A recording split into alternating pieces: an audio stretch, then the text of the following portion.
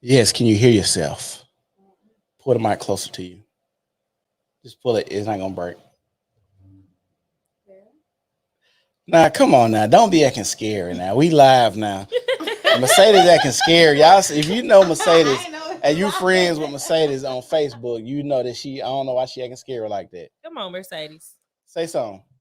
I was asking, was it close enough? Yeah, there you go. You close enough. Y'all, welcome to the New Normal Podcast. Today, if you've seen the title, we're going to be talking about is marriage beneficial?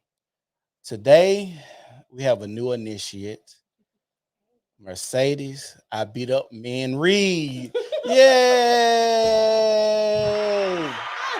Yay! And if you watched us long enough, then you know we have Ashanti, the controversial Queen Jordan. Yay!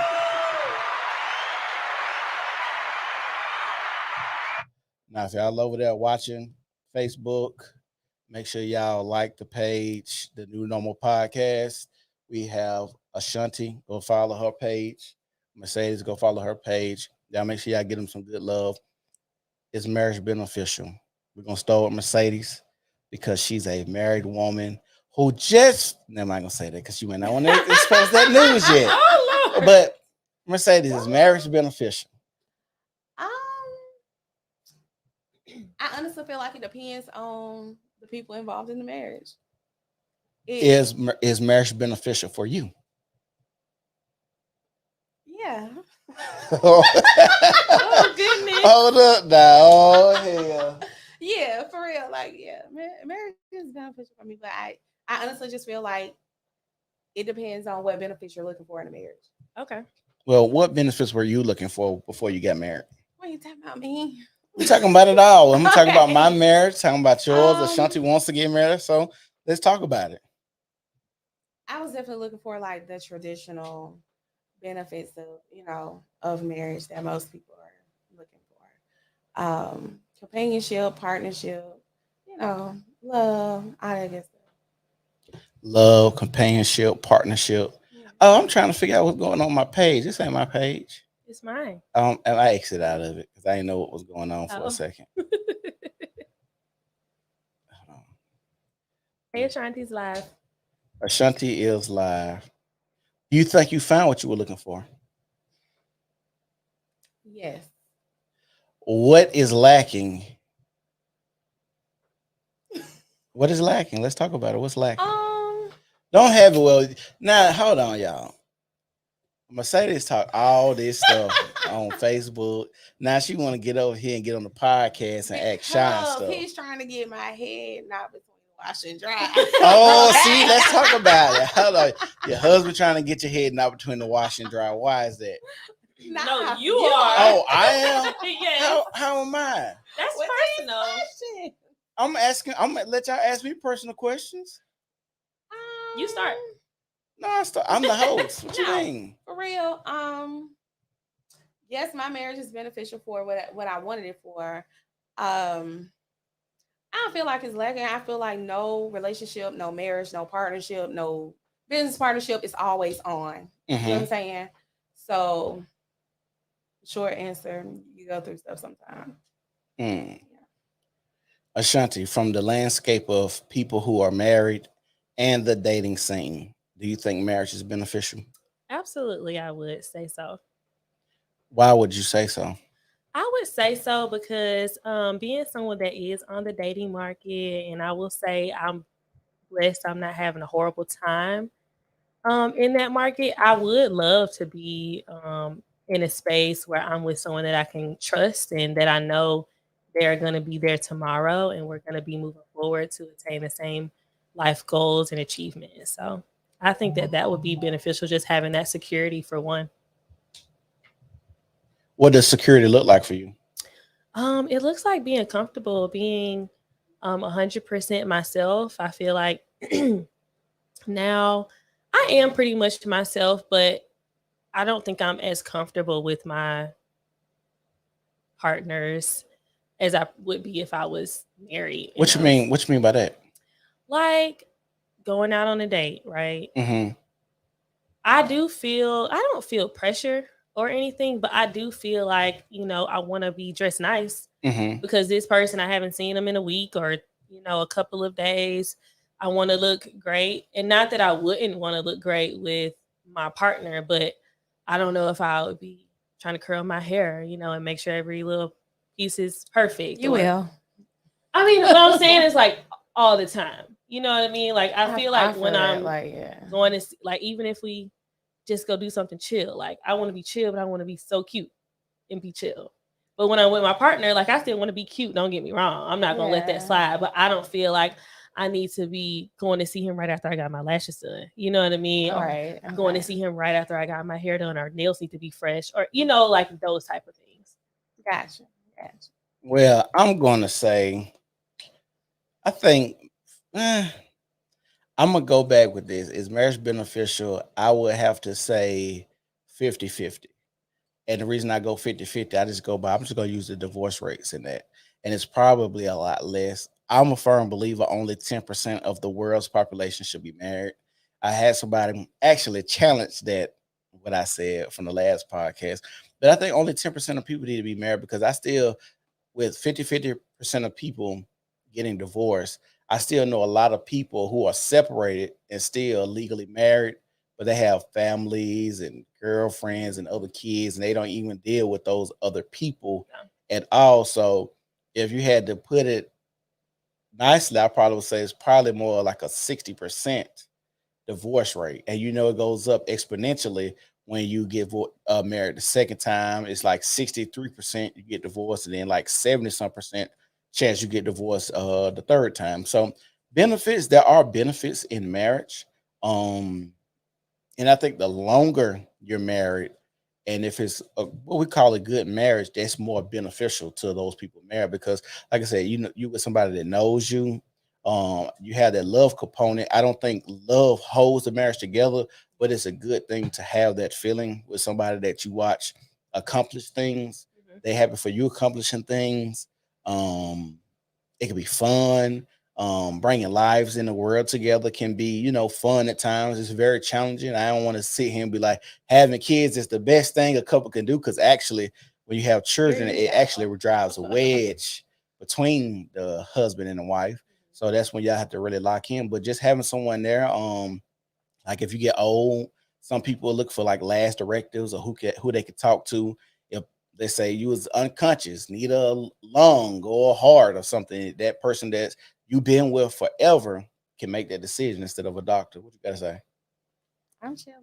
Are you chilling? But yeah, like I said, I think marriage can be beneficial if it's the longevity of it. If y'all don't have that warring shit, like when you first get with somebody, it's always a power struggle to me. Everybody I've been with, it seems like it's always a power struggle until it's not. And I don't know if it's a power. It's a power struggle, and it's a trust issue that goes along with that. Because sometimes it takes us a long time to trust people, especially if you've been hurt. And that's one of the reasons they tell people to not date like we date nowadays. What y'all think about that? I can see that. Definitely hearing about people's experiences on social media, about them dating and have gone through a lot of trauma and stressful things. And I think that also comes from not healing from that last relationship. You know what I mean? I think it is advantageous for anybody that is on the dating market to at least seek some therapy, and not necessarily to heal from something, but to be self-aware. And I think that there are a lot of people that feel like they are self-aware to some capacity, but when you go to therapy and they really hold that mirror up, it's a whole new reality, and you're able to see things in a whole new light. And so I don't think people that haven't done any type of professional work or self-care or anything like that, I don't feel like they should be dating either, because I don't think you need to be carrying around that load to other people. What you think, Mercedes? And before you start, go to your page and make sure your live is public. Okay. If it's not, reshare it, because I was gonna share it. Okay. I definitely agree with what she said. But to touch on something you said about, like people staying married and going out for other lives, I'm a firm believer that anybody who stay married They want to be married. Mm-hmm. I experienced that. Like I'm in my second marriage now. My Mhm. first marriage, I stayed married to my husband, went off, got into a whole relationship, had a couple kids. I still went through with my husband. Mm. And we eventually got back together after that and stayed together for a few more years. So, but Talking about your first husband. my first husband, yeah. Okay, so you and your first husband, y'all was married, separated. Uh-huh. You went and had kids with somebody else. Mhm. Y'all got back together. Yep. And how long did that last when y'all got back together? Probably about another 3 years. We were married for 8 years altogether. Okay. But we were married young in life, and all this stuff going to it. But I knew I stayed married to my husband because reality, and like she said, after the fact, therapy and really holding that mirror to yourself. In hindsight, I wasn't through with my marriage, regardless of what I was doing, what he was doing. Mhm. It was still a reason why I had that attachment to him at that time. Oh, okay. I got you. Yeah. How was it getting back together after you had kids? How did he deal with that? Honestly, it was like effortlessly. Like everybody around us was like, "How y'all?" It was no different. He wasn't. Do you feel like he kind of masks some emotions for the sake of the relationship? I don't. I think because he still to this day didn't have any kids. Okay. So I think he just wanted to be a father figure. My husband and I never had kids together. Okay. So he was like, wanting to be a father figure. Okay. Kids. So for that reason, I don't think he. So could he have kids? Did y'all ever explore like why y'all didn't? Were you trying to have his kids? No. Okay. So you wasn't, and was you on birth control during this time too? Yeah. So hold on. I gotta ask the question. Okay. Did he say he wanted to have kids? Yes. Did you agree to have kids? I agree. Hold on. So you agreed to have kids, but you continue birth control because that's it. Yes. Okay, now that I'm out of the situation, I can be honest. Like, well, be honest. This is what here. We don't want the bullshit of the on the new normal podcast. Scared Come of on. what my kids might look like. Oh, because I seen the rest of his family, so I was like, I'm gonna chill on that. Hold up. You slept with him. I mean, he was cute, but yeah, like kids in his family was like, I don't do that. Sheesh. Really? Like that's what you say about this? You man? dropped the ball, like. Hold on. Girl. So you said you didn't like how his family looked. I mean, hold on, but was he attractive? Yes, I was attracted to him. So why don't you think that y'all could have had attractive kids? My husband was an attractive overall guy, but he had some features and some attributes I would not want passed to my kids through DNA. Just being real. I mean, you should think about that stuff when you're reproducing. You know what I'm saying? You should think about it when you got married. Yeah, I mean, he was cute, but man, how long did you think this was gonna last? I mean, I got married young. Okay, so we were the same age. We were both 20. So it was like, okay. Girl, I'm so weak right now. And when I got married, I already had kids too. So I was like, I don't really care if we had kids or not. So how many kids did you have when you got married? Oh, when I got married, I had 4 children already. You had 4 children. Yeah, I would ask you for kids too. But dang, that's messed up that you didn't. Did you ever share that with him? Like, did he ever ask, why are we not getting pregnant? Oh, yeah. So you told him you were still on birth control? Yeah. When the conversation came, like, why are you not, we don't have a baby? And I was like, because you're ugly. But I was because I found him, you as a woman, you have seen guys that are attractive with some ugly features. You get what I'm saying? Yeah. I don't know if I would. And it's like you overall cute, but I would not want my son to have that chin. So but it worked for him, basically. Right. It worked for him, but you don't know how it would go with y'all genes mixed together. Right. No, that's I understand that, but you didn't think about that before marriage. That's what I'm saying. Yeah. I'd be like, this is cool for now, but like waking up to this chin every day. I don't know. But like he said, it worked for him. Like he was okay. Like the jeans came together well for him. So what if you would have married him and been together for like 30 years? Okay. And just been childless. He wouldn't have cared. He from the sounds of it, she was the man in that relationship. Nah. She was the man in that relationship. No. That is crazy. No. I am just shocked, girl.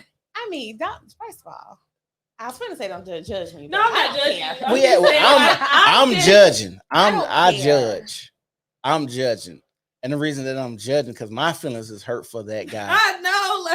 I mean, it was other things too. Like I wear glasses, he wore glasses. Like our baby gonna be doomed. He's gonna have bad eyesight. You had those are things like you do, but all of this before marriage. You don't think so? I mean, yeah, I thought about it before marriage, and I was like, oh no. So long-term goal, when y'all were married and you decided in your mind that you wasn't going to have children, how are you going to stretch the issue to the point where children wasn't a thing for him? Yeah, that's what I'm trying to okay, so I didn't decide I wasn't gonna have children. I kind of prolonged it. What they say? He said what? Like, yeah, wait, Dominique, yes, tune in, Dominique, please. I kind of prolonged the kid thing, and maybe felt like when I got older, if I had an ugly baby, it would be bad. But maybe, what if your genes would have just took over for fully? I know, like y'all trying to get No, I'm just trying to understand. We're trying to understand. Let me tell you something. Have you seen? Y'all, you probably ain't seen my kids. You probably seen my kids. I've seen a few of them. Don't do that. What? I didn't even say anything. Like I just got an old football team with kids. I seen a couple. You do. You got the basketball team. I do. I got my and you got the bench. And you got the bench. That's crazy. But yeah, like just your kids are beautiful. Yeah, if your baby with him would have been beautiful too. I made the right decision. I got cute kids, so Dominique, it's crazy out here, Dominique. He has 3 beautiful children, and they all look like him. I'm just so shocked. So, that's a good question. Ashanti, what if you married a man? Same instance, he thought you had features that he didn't like, but he didn't tell you that he had a vasectomy. How would you handle that? He did not tell me he had a vasectomy. He had a vasectomy. Vasectomies are reversible, but he didn't tell you that he had one. How would you feel? I would be feeling like you are deceitful. Yeah. That's how you feel? Yeah, you seem to be. I would say this: if we're trying to have a baby, mm-hmm. and then we're trying, and then it came out, I don't even care if we've been trying for 30 days. Yeah. And you have failed to disclose this, you are a deceitful person. Mm. And I don't know how I could even lay next to you, because what else you got that you're lying? I agree. I don't like that. How percentage-wise, 1 to 10, how deceitful do you think people are when meeting someone? I would probably say 50%. Like, I don't. What you would say? I would say with men, probably a little more than 50. With men? Yeah. Talking to the mic. Mm-hmm. Talking to the mic. Oh, with me, and I'll probably say a little more than 50 for. Like, and if you need to lean back, you can pull it towards you. It ain't gonna break. Mm. Yeah, but yeah. So you say more. So what's your number? I say like 65-70% of men are deceitful. Dominique said 8. Find my math like so. 8. Yeah, he said 8. Well, I honestly believe it's a little easier for men to hide things than women. You get what I'm saying? Why you say that? For instance, I have 6 kids at home. I can't hide that. But I've seen guys that are like, yeah, I got a couple kids, and a couple is like 10 kids. Yeah, because a couple is actually 2. Right. So if you say I got a couple, and they got 10. Baby mamas keep coming later, and kids keep popping and adding on. Well, I say in that regard, I can go with that with the kids aspect. I think women are more deceitful. I think y'all have to be. Deceitful about what? It can go from looks. It can go from past history. it can go for a myriad of things. I think women have to be a little bit more deceitful than men, and then the competition is very, very high for women than it is for men. Like, you got to think about it as a woman, y'all got to dress up, put makeup on, hair, like just even doing your appearance before leaving the house is different from a man. Like, I just get up, pick my beard out, get a bald head, and dip. Like, I ain't it just put on decent clothes. I ain't got to do much more. Y'all got makeup, eyelashes, fingernails. Just that alone, starting your day to go out in the world with other women doing the same thing in a competitive market of beauty. Yeah. And beauty is competitive. With men, it's not like that, And I understand that there are guys that are, naturally handsomer than others, different type of hair textures, looks, colors, stuff like that. But with men, I think from what I've seen in the dating market, you just have to be a man. You know what I'm saying? I think, and part of just being a man is really just keeping your aesthetic up, keep your body, nice. You ain't got to be like, bodybuilder, but you need to be a like nice trim, good, decent build type of guy. And that's pretty much it. It ain't really a lot that goes into being a man compared to being a woman. Being a woman, it takes a lot. You know what I'm saying? And I've seen it, hear about it, hear y'all talk about it. Want men to pay y'all extra money to go on dates.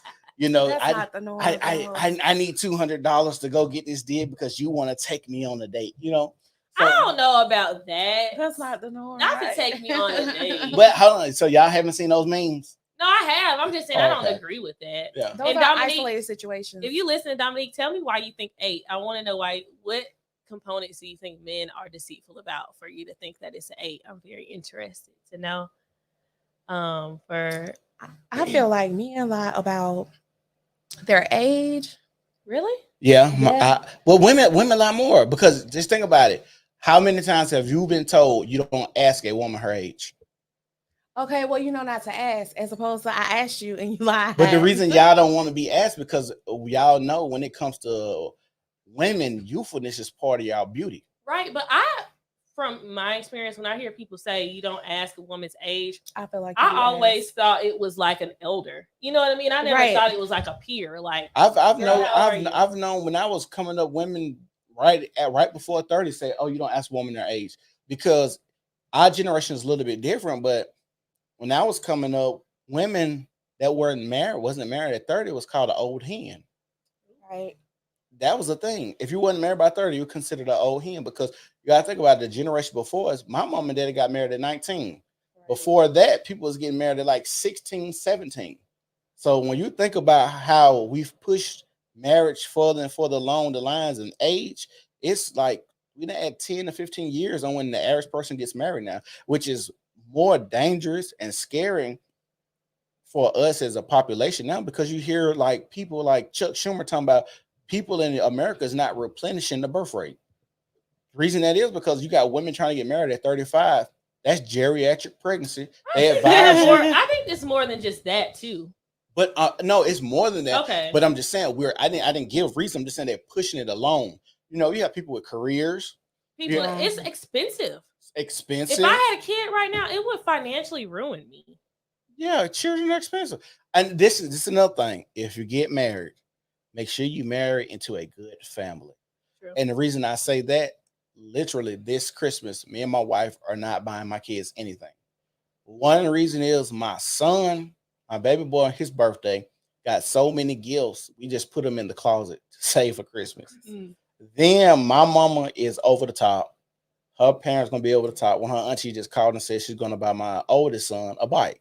So we're not buying my kids anything, and that's all because I married into a good family. She married into a good family. So marrying into a good family is very advantageous to your children because they say it takes a village. But if you, like I said, if that village is strong, you'll be very, very happy, and it'll be light and low on a lot of things when it comes to marriage. I mean, realistically, though, how many good families are out here? That's the issue. I know that I will say that is the issue, and me and Ashanti talk about this a lot. And growing up, I didn't know a lot of people that came from 2-parent households unless we were in church. Like if I go to church, I might see a lot of families that were in 2-parent households, but when I go to school, maybe not so much. And it's statistically proven that if you make over $250,000, a divorce goes down to like 20%. And then if your family is very, very heavily religious. So because it's frowned upon to get divorced no matter what. So in some religions, some people are very, very strict when they're religion. So religion and money brings marriage divorce down a lot. So like I said, when I was at church, a lot of people didn't, I grew up around in a church setting, a lot of people had two-parent households. But other than that, being in the world, working with people, being on football teams, sports, I met so many people that did not have a two-parent household. And then just take it from a two-parent household. Let's say what I just talked about. Somebody came from a household with just a mother. Financially, she can't do what I just said because she has kids, taking care of herself, you know, maybe she didn't have the best job. Maybe her finances was always in disarray coming up because was the only person there. Because being in a two-parent household affords you a lot of the things that people in one-parent households can't get. Yeah. Like they say, if you grew up in a one-parent house, a single parent. mother led household, you're a suicide is going to go up, going to prison is going to go up, psychiatric medication is going to go up, your chances of being homeless goes up. So those are things that people like to gloss over. And what's crazy is growing up in a two-parent household and growing up with the father is equal. So you'll still have the same chance if your father raises you even without the mother. But it goes down exponentially if you're raised by a mother, because fathers are disciplinarians. So that's really what it is. The father is just a disciplinary, you know what I'm saying? So, like I said, to come from two-parent, just a good household, I don't want to be like, oh, that's subjective, but we know what somebody's good household is. You know what I'm saying? And I don't think we have a lot of good families. Yeah, like far as like a whole, we don't. Yeah, I don't think. What do you think, Ashanti? You think we have a lot of good families come from? I would say it is subjective to the person. And I'm just speaking to myself because in my neighborhood that my parents still live in, that we moved in 2004, I can think of one of my classmates that grew up in a fatherless home, right? Okay. He was just with his mother. All of my other classmates that were older, younger, rode the bus, they grew up with both parents. Okay. And when I went to school with a lot of kids that had both parents. And when I went to church, that was the same thing. When I hung around my mom's and dad's friends, you know what I mean? So that was a repetitive thing for me. And then, before I even moved to Alabama, I was a military background. And so family is more common in military background. And so of course, my mom even said when we moved to Alabama, I had a cousin that they were not married, but they had my two younger cousins that were like my age. And I made a comment to my cousin. I was like, yeah, your mom's husband, da da da da. And he was like, my mom not married. And I went home and I said, Mama, why are they living together? They not married. My mom was like, that was just your norm growing up. And so I can see that perspective of feeling like, because statistically there are a lot of fatherless homes or single parent homes.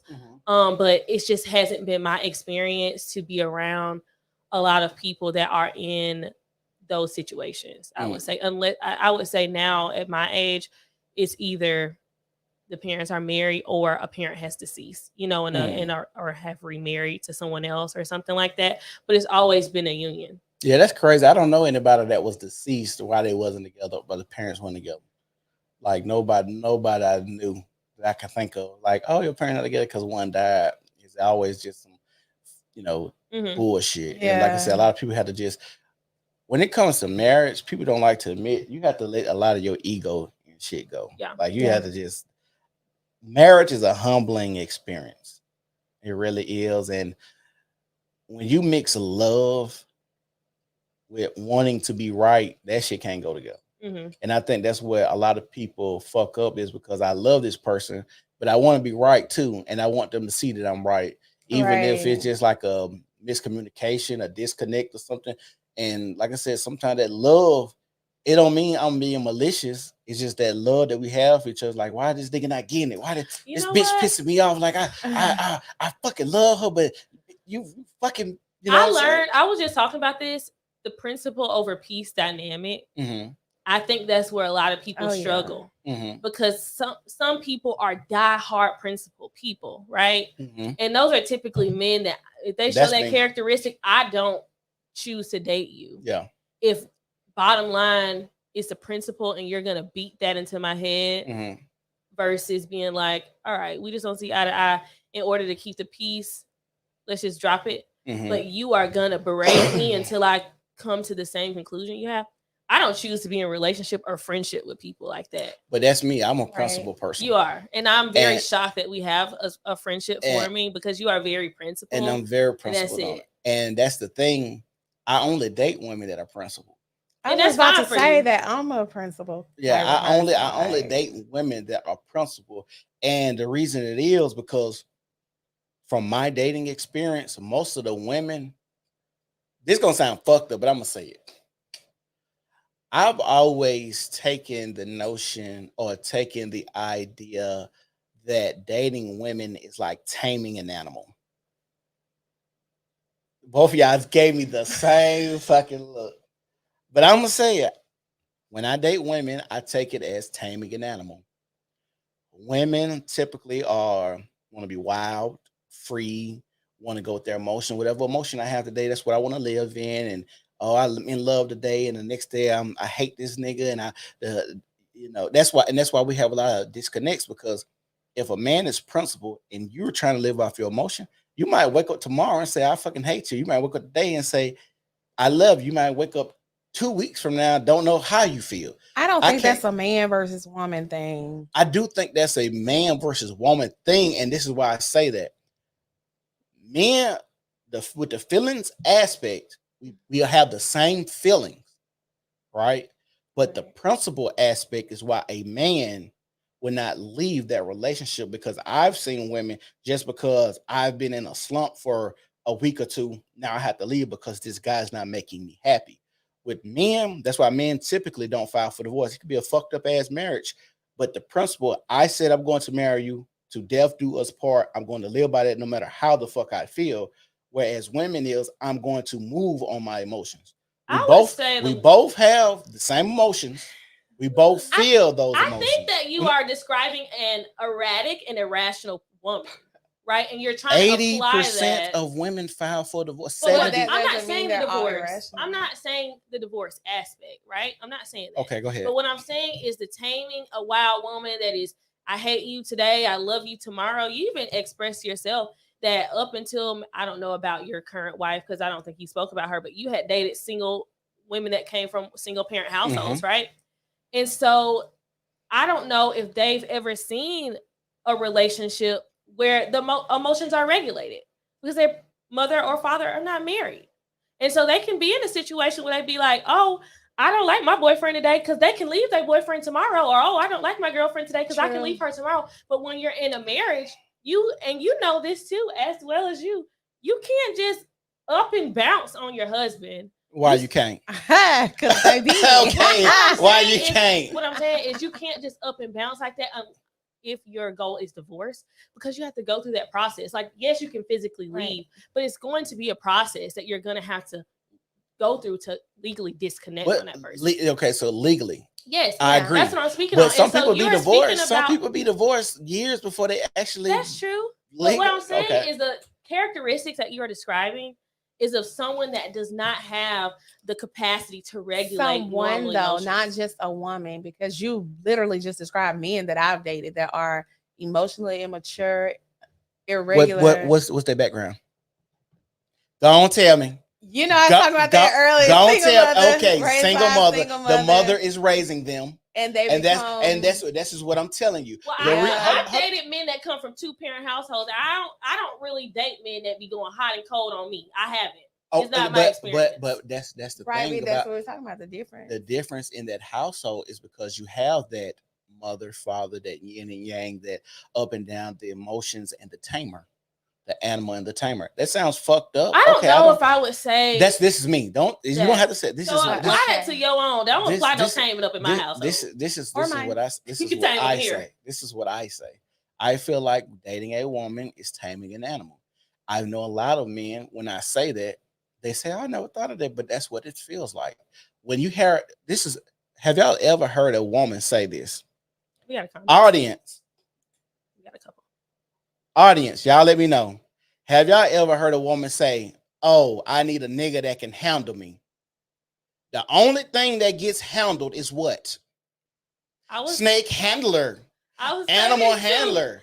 Okay, so when a woman, is she emotionally regulated woman, or is she outside crazy? I've heard a lot of women say. So if you heard a woman say, "I need a nigga to handle me," we don't handle people, we handle animals. Yeah. That's why women say that, because women know this. The women that say this. That woman is a sane. I know. You know what? I ain't never told no man I want him to handle me. Okay. Look. I know plenty of women. All. So if you don't sound off in the comments, make sure you also include, yes, I've heard that, but they're usually women that are slightly crazy. I'm gonna put this on. Put Dominique up there first. I'm considered a slightly crazy woman, and I ain't never said put that. Put Dominique up there first. This right here? Oh, hold on. More people come from single parents' household than two-parent homes in our communities. 85% of divorces are filed by women. Okay. Go up. Christian said, "Oh, I'm gonna go back up." Okay. This one. I've definitely heard that before. Christian, would you say that woman was a nice, sane person, or would you say that she is usually the type that like to fight men, throw glasses, and harm people just out in public? She fighting at bars and clubs. Just let me know. We hear that all the time. Okay, it's an 8. Most men really don't want you to know who they really are in the beginning, because the person that he is meeting may just be a prospect and none more. I'm very glad you said that. What you mean? He said men. Well, remember I asked him if he could put why he thinks that, like when you gave the 1 out of 10, why do you think it's an 8 for men? And this is why he said, because most men don't want us to know who they really are, and we could, just be a prospect. So, like they say, men lie. What is it? Women wear makeup because men are visual, and women lie because they like to hear. Whatever the saying is, I fucked it up. I mean, I feel like yes, we hear that all the time. The handling. Too. Yeah. To handle me. Like I said, we grew up in this Bible. Hold on. We grew up in this Bible Belt shit, right? So we're in the South, and I don't know anybody's religion, but they always used to tell us there's power in the tongue and the things that we speak. But as soon as I say women, I've heard a lot of women say that. I'll probably say more than 70% of women that I've interacted with, not dated, just interacted with, I've heard them say that. So if women are saying I need them to handle me, that's them unconsciously saying that, hey, I'm a wild animal, because there's power in the tongue. A lot of times people say stuff, they don't even know why they say it. I'm curious to know also. I just want to know. Go ahead. The women that you've encountered that said this, were they saying this as far as like their attitude, or were they saying this as far as like a bedroom situation? Attitude. Okay. Attitude. I've never heard when it comes to bedroom, I hear women just say, I just fuck the shit out you type shit, or some shit like that. You can't handle me. So it's more so like, nigga, I need a nigga to handle me. That's why, just think back, everybody. Remember the roughneck era, the 90s, Adina Howard. I need a roughneck nigga who know how to satisfy. I was just about to say that. Like, are y'all talking about like rap songs where you heard this? No. I've seen women walking around. I've heard women say. As a matter of fact, I want to bring my wife in here. My cousin told my homeboy this weekend. Nigga, you don't even know how to handle me. You couldn't handle me. This weekend, my own flesh and blood cousin told my homeboy. Your cousin's temperament. She ratchet as fuck.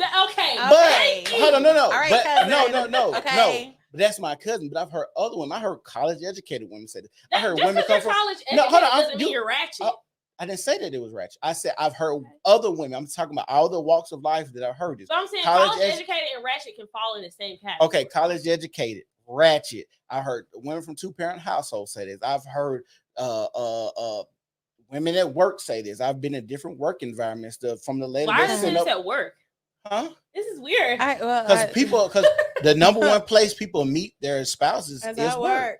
Were you dating this person? No, but it's just general conversation. It's just general conversation. I've heard like because crazy the stuff number one place people meet their spouses is at work. I could say I have a jaded perception because I work for myself. I don't have no coworkers, so I guess I don't have any of that. Go up to Exotico boss. He put that one right there.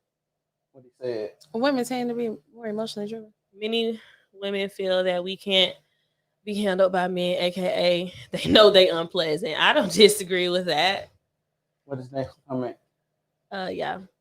For the most part, she was a pretty professional woman. She did have a few wild moments, but it was very few. Oh, that's very interesting.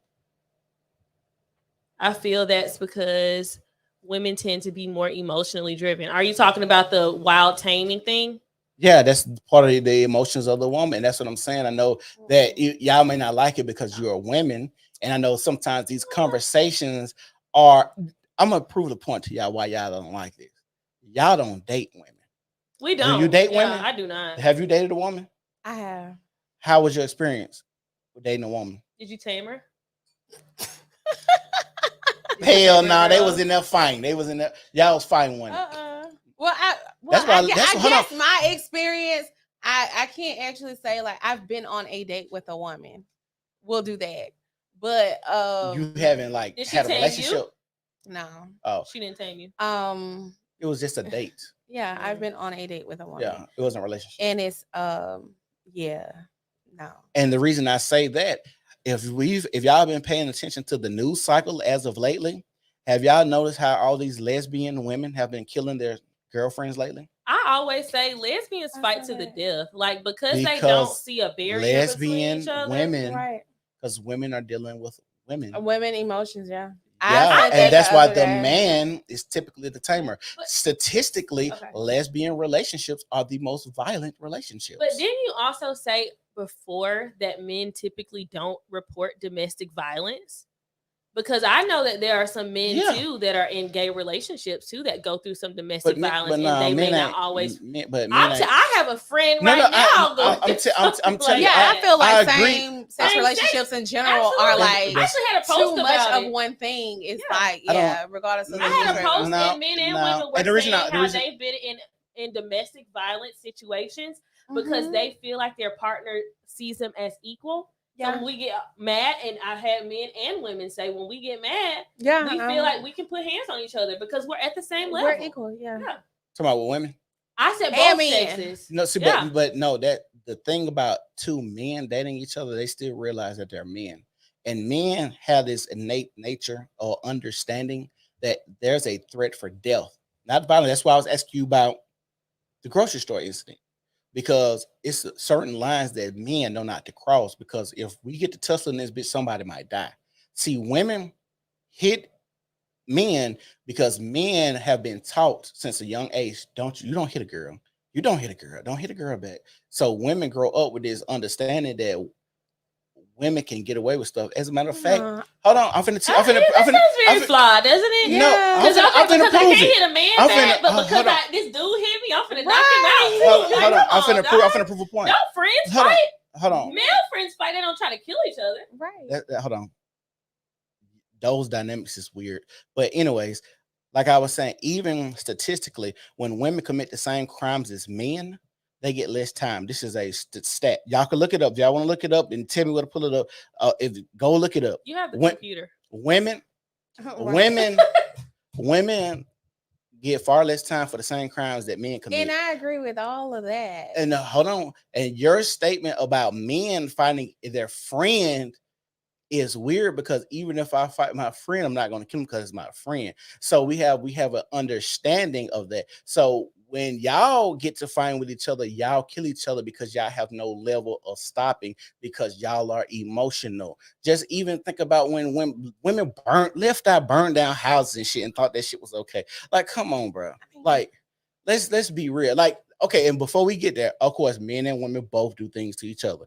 But if we're gonna just boil this shit down, and that's why I say technology really fucked women up so bad that we have cell phones down, we have doorbell cameras, we have cameras in your parking lot where a bitch is trying to run niggas over, like that lady that 6 months ago ran her nigga over in front of the store and killed him and another nigga that was just randomly walking behind him outside the store because she ran him over with the car. So like I said, we cameras and technology fuck women up. DNA. Women try to act like they so angelic and they ain't fucking multiple niggas. And now Tennessee passing law because 33% of the men that are accused of being the fathers aren't the fathers. Now take that as how many men who aren't contesting paternity who aren't the father. That's just Tennessee. The DNA and technology, cell phones, cameras, all of this shit has proven and shown how violent, crazy, manipulative, and how not docile women are. And we like to always try to put women in this Disney box. I'm gonna get her a fucking slipper and she's sent her. All this shit's bullshit. And men is tired of it. That's why women don't like the red pill space and manosphere space and all that shit. But y'all can go ahead. What y'all gonna say? Okay, so Oh, hold on. Let me look it up. Let me look it up. Okay, Okay, so if you can go through the comments too, but Oh, we got a lot of comments. yeah, go ahead.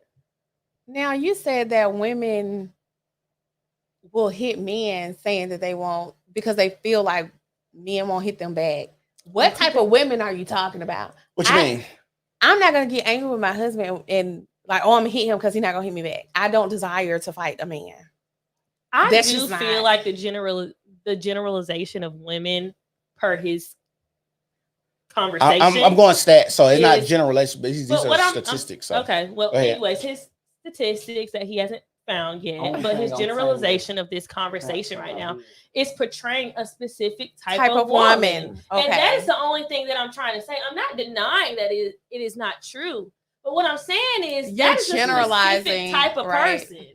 Because I have never been in a situation, number one, where I woke up today and I was like, I'm finna leave my man, and then I woke up the next day and I'm like, I'm gonna love him. Right, I haven't done that. I also have never thought make about BS. running somebody over with my car. Right. And I'm not saying that I'm a unicorn either. I think that there are many women that are out there too. And the same thing with same-sex domestic violence relationships. There are like a lot of hate crimes that go with people being in the LGBTQ community that oftentimes come from people of the same sex. There aren't many bisexual or gay, lesbian women that are going out and killing transgender men. Right. You know what I mean? There are a lot of men killing transgender men. There are a lot of gay men killing other gay men, you know, even if they're Right. closeted or not. And so I'm not going to deny that maybe statistics may be higher in one regard, but we're not going to deny and act like it doesn't happen somewhere else. And so that's just where I agree with my that. sentiment stands. I definitely agree with that. But I know he's going to look up his statistics, No, but they're right that's here. just how I feel. He ready too. Oh yeah, I'm not just gonna get on here and just say no bullshit like that. Like, bro, I've done plenty research on all of this, on the shit that I'm talking about. Federal crime sentence history in the U.S. Supreme Court 2005 that male and females who commit the same crime have less same prior crime is sentenced equally. Hold on, let's go here.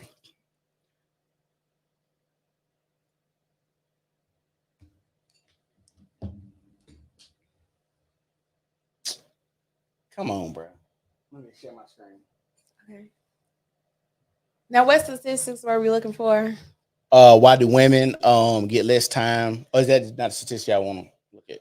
Well, we didn't ask for statistics. You said we can look them up if we want to, and we just said you have the computer. So whatever statistics you want to show, you Because can. I didn't disagree with Yeah. women getting less time, but I don't. Okay. No woman is going, oh, I'm gonna do this because I'm gonna get less time than if I was a man. No. But I'm not even saying about the time aspect.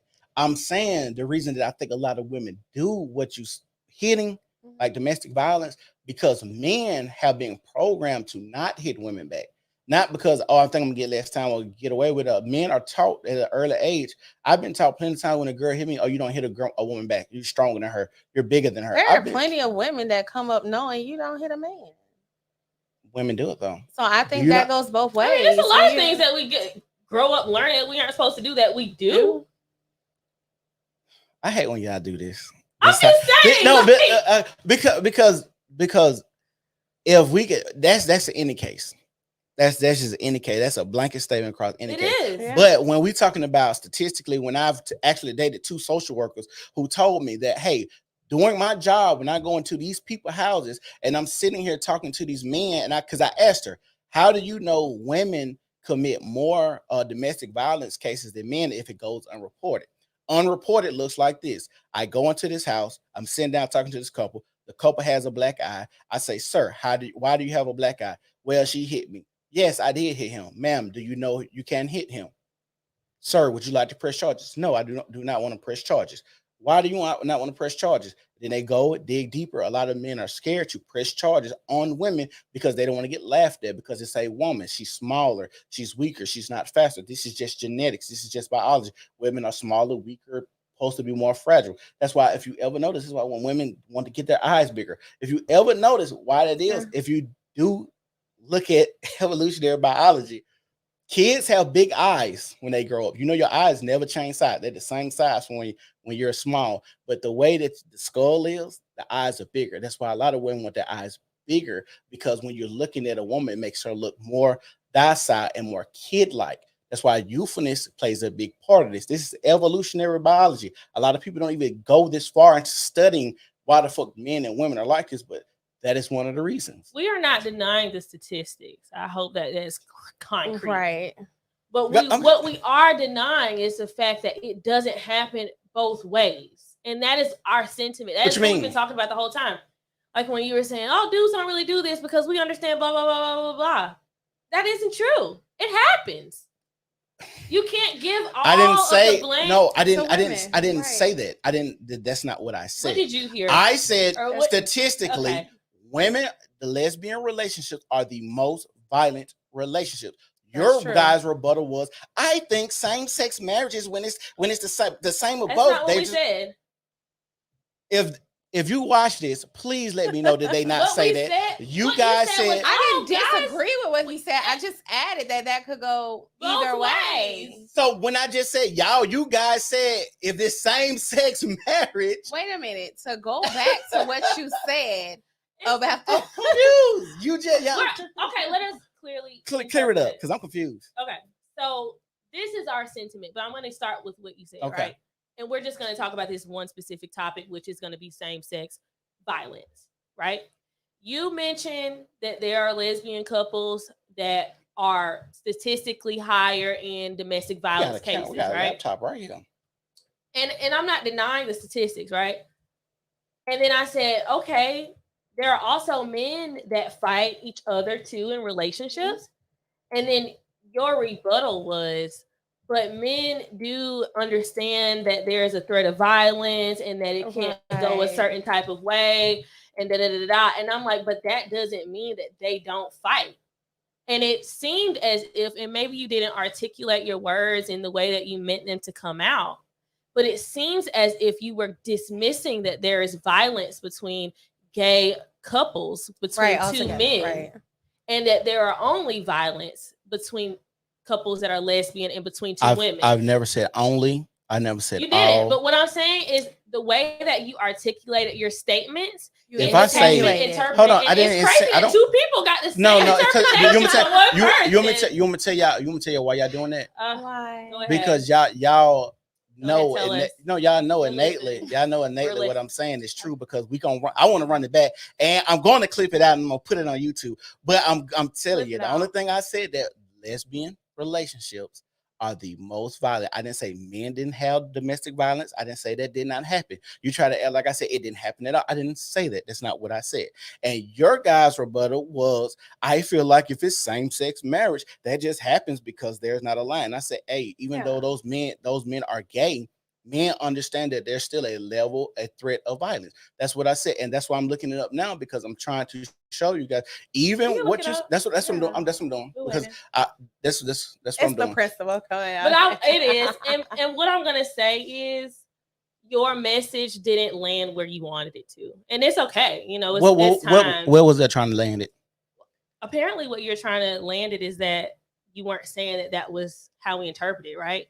But for you to be talking to two individuals that don't even know each other, but we have gotten the same interpretation, that's what I'm saying. Your message didn't land particularly. But where was my message landing? Your message was supposed to land that you weren't meaning in totality, right? But women always do that, but not all. I'm listening. If we could do any study, any video of when men are talking to women, women always do this. Not all women. Y'all always just talking about generalizations of women fighting. No, and now we're talking about specifics. No. The reason that I'm saying that, because y'all said y'all got that. I said completely all. I never said that. Not one time. We've been talking. Okay, I feel like you did not understand where we were going. We weren't saying that you were wrong with lesbians being the top. We were just saying we feel like that it's a larger number whenever same sex is involved.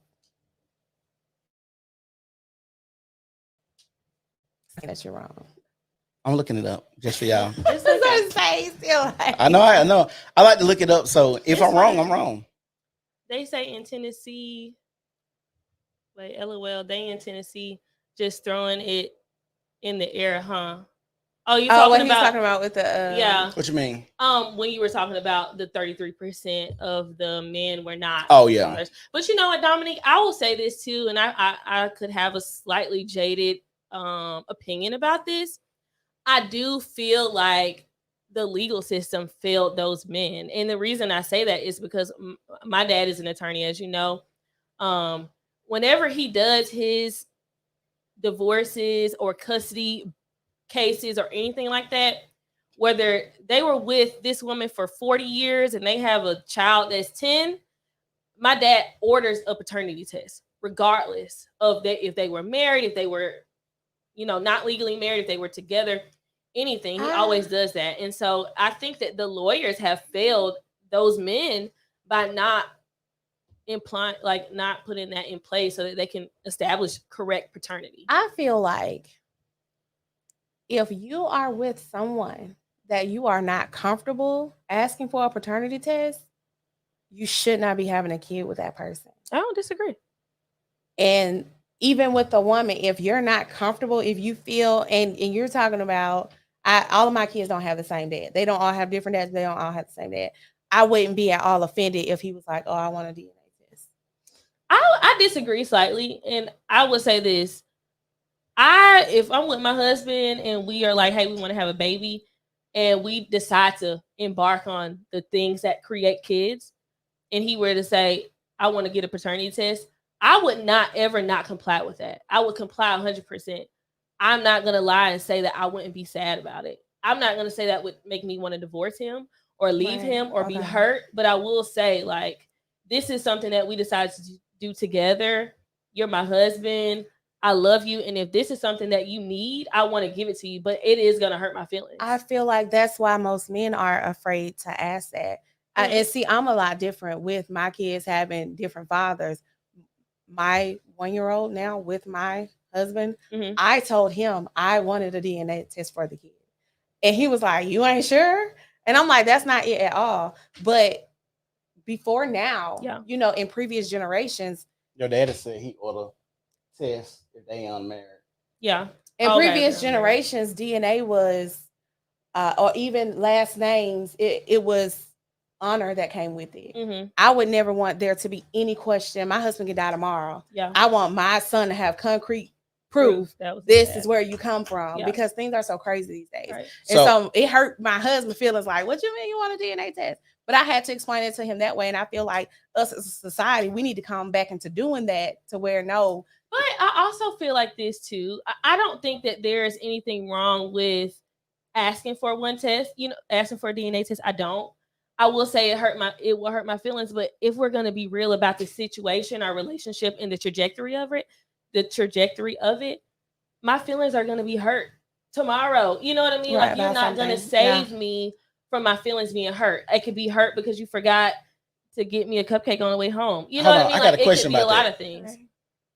Even though your feelings are going to be hurt, is there levels of feelings being hurt? Yes. Okay, so my thing is, you can say my feelings are going to be hurt no matter what, but I don't think it's going to be as bad as me asking for a paternity. I don't think that you should not do something that you feel like you definitely need because it's going to hurt my feelings. I don't feel like that. But see, that's unfair. That's unfair. That's unfair to say, though. Why? Because a lot of men actually operate off of not hurting your feelings. Okay. And so to say that you shouldn't do something, because I agree with what you're saying, but I'm saying most men don't take that, because a lot of men are afraid to hurt their woman's feelings because y'all are the more emotional. And then another thing, not just take the emotions out of it. A lot of men are just really scared to have they what you call it, cutaway. So yeah. Girl. I'm confused. They're afraid of being denied sex. Yeah, they're afraid of being denied sex. So a lot of times, a lot of guys don't want to rock the boat because, contrary to proper beliefs, a lot of men aren't having sex like that, and a lot of men aren't good with women. Right. So if I come to you and say, "Hey, I think about testing little Johnny," you might be like, "Oh, Okay, and then you might be upset 6 months. I will say this. You get what I'm saying? I will say this. I think that I could recover quickly if we're like got a newborn. My baby 2, and you talking about getting a DNA test. But that's unfair. That's unfair too. Yeah, because talk what if to me about it? What if he didn't have the nerve to come to because like we can't be like we always put time frames on people because your time frame may be you need to do this as soon as the baby's born.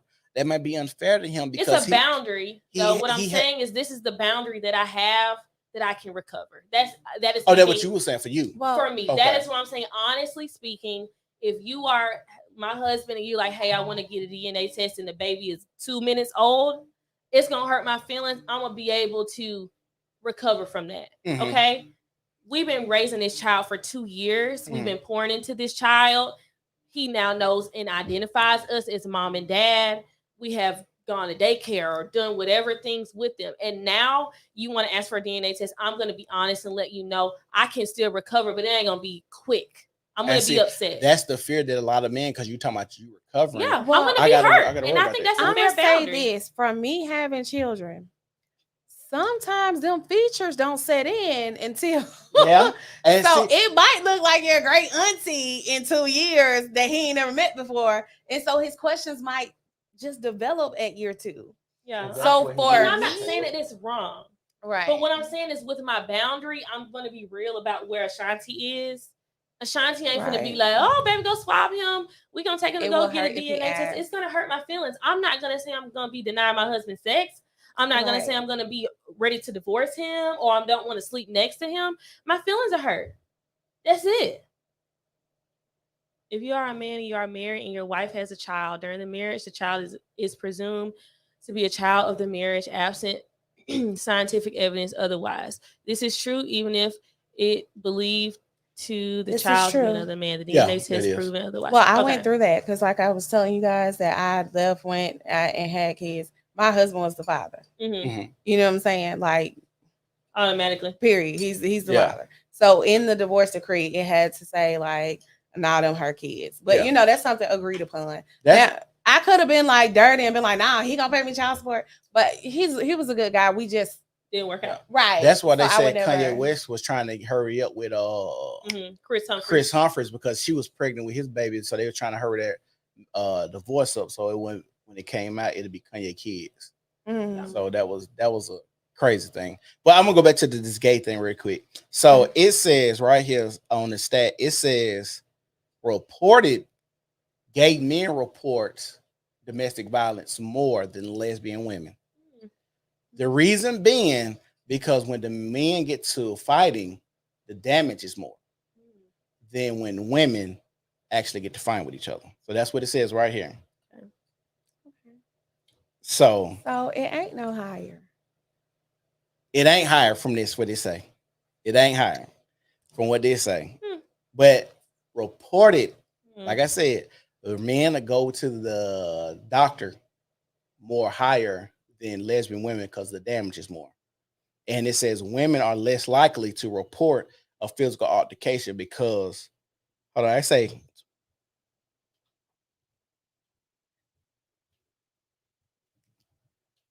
the CDC also stated that 43.8% of lesbian women reported experiencing physical violence, stalking, or rape by their partners. However, the study noted that out of the 43.8, 2/3, 67.4 were females, as lesbian women tend to be the heterosexual relationships before they came out. And that's kind of more so what's going on now with the killing. Like they claim to be gay now, but they ain't gay, so the women killing. It's hot as shit. It is, and I feel like this is blowing hot air. Yeah. Let me open the door. Please. I think open the door. Yeah. Y'all hold on real quick. But yeah, I mean, I'm not saying like I would be ready to leave my man, but I'm just gonna be real. Where my feelings lie, it would hurt my feelings. And I would say this, like, and I'm a believer in communication, right? And I think that it's okay, not for my husband to hurt my feelings, but if it's something that he is like, I need this. Right. I think that my feelings can be hurt and him getting what he needs can exist in the same space.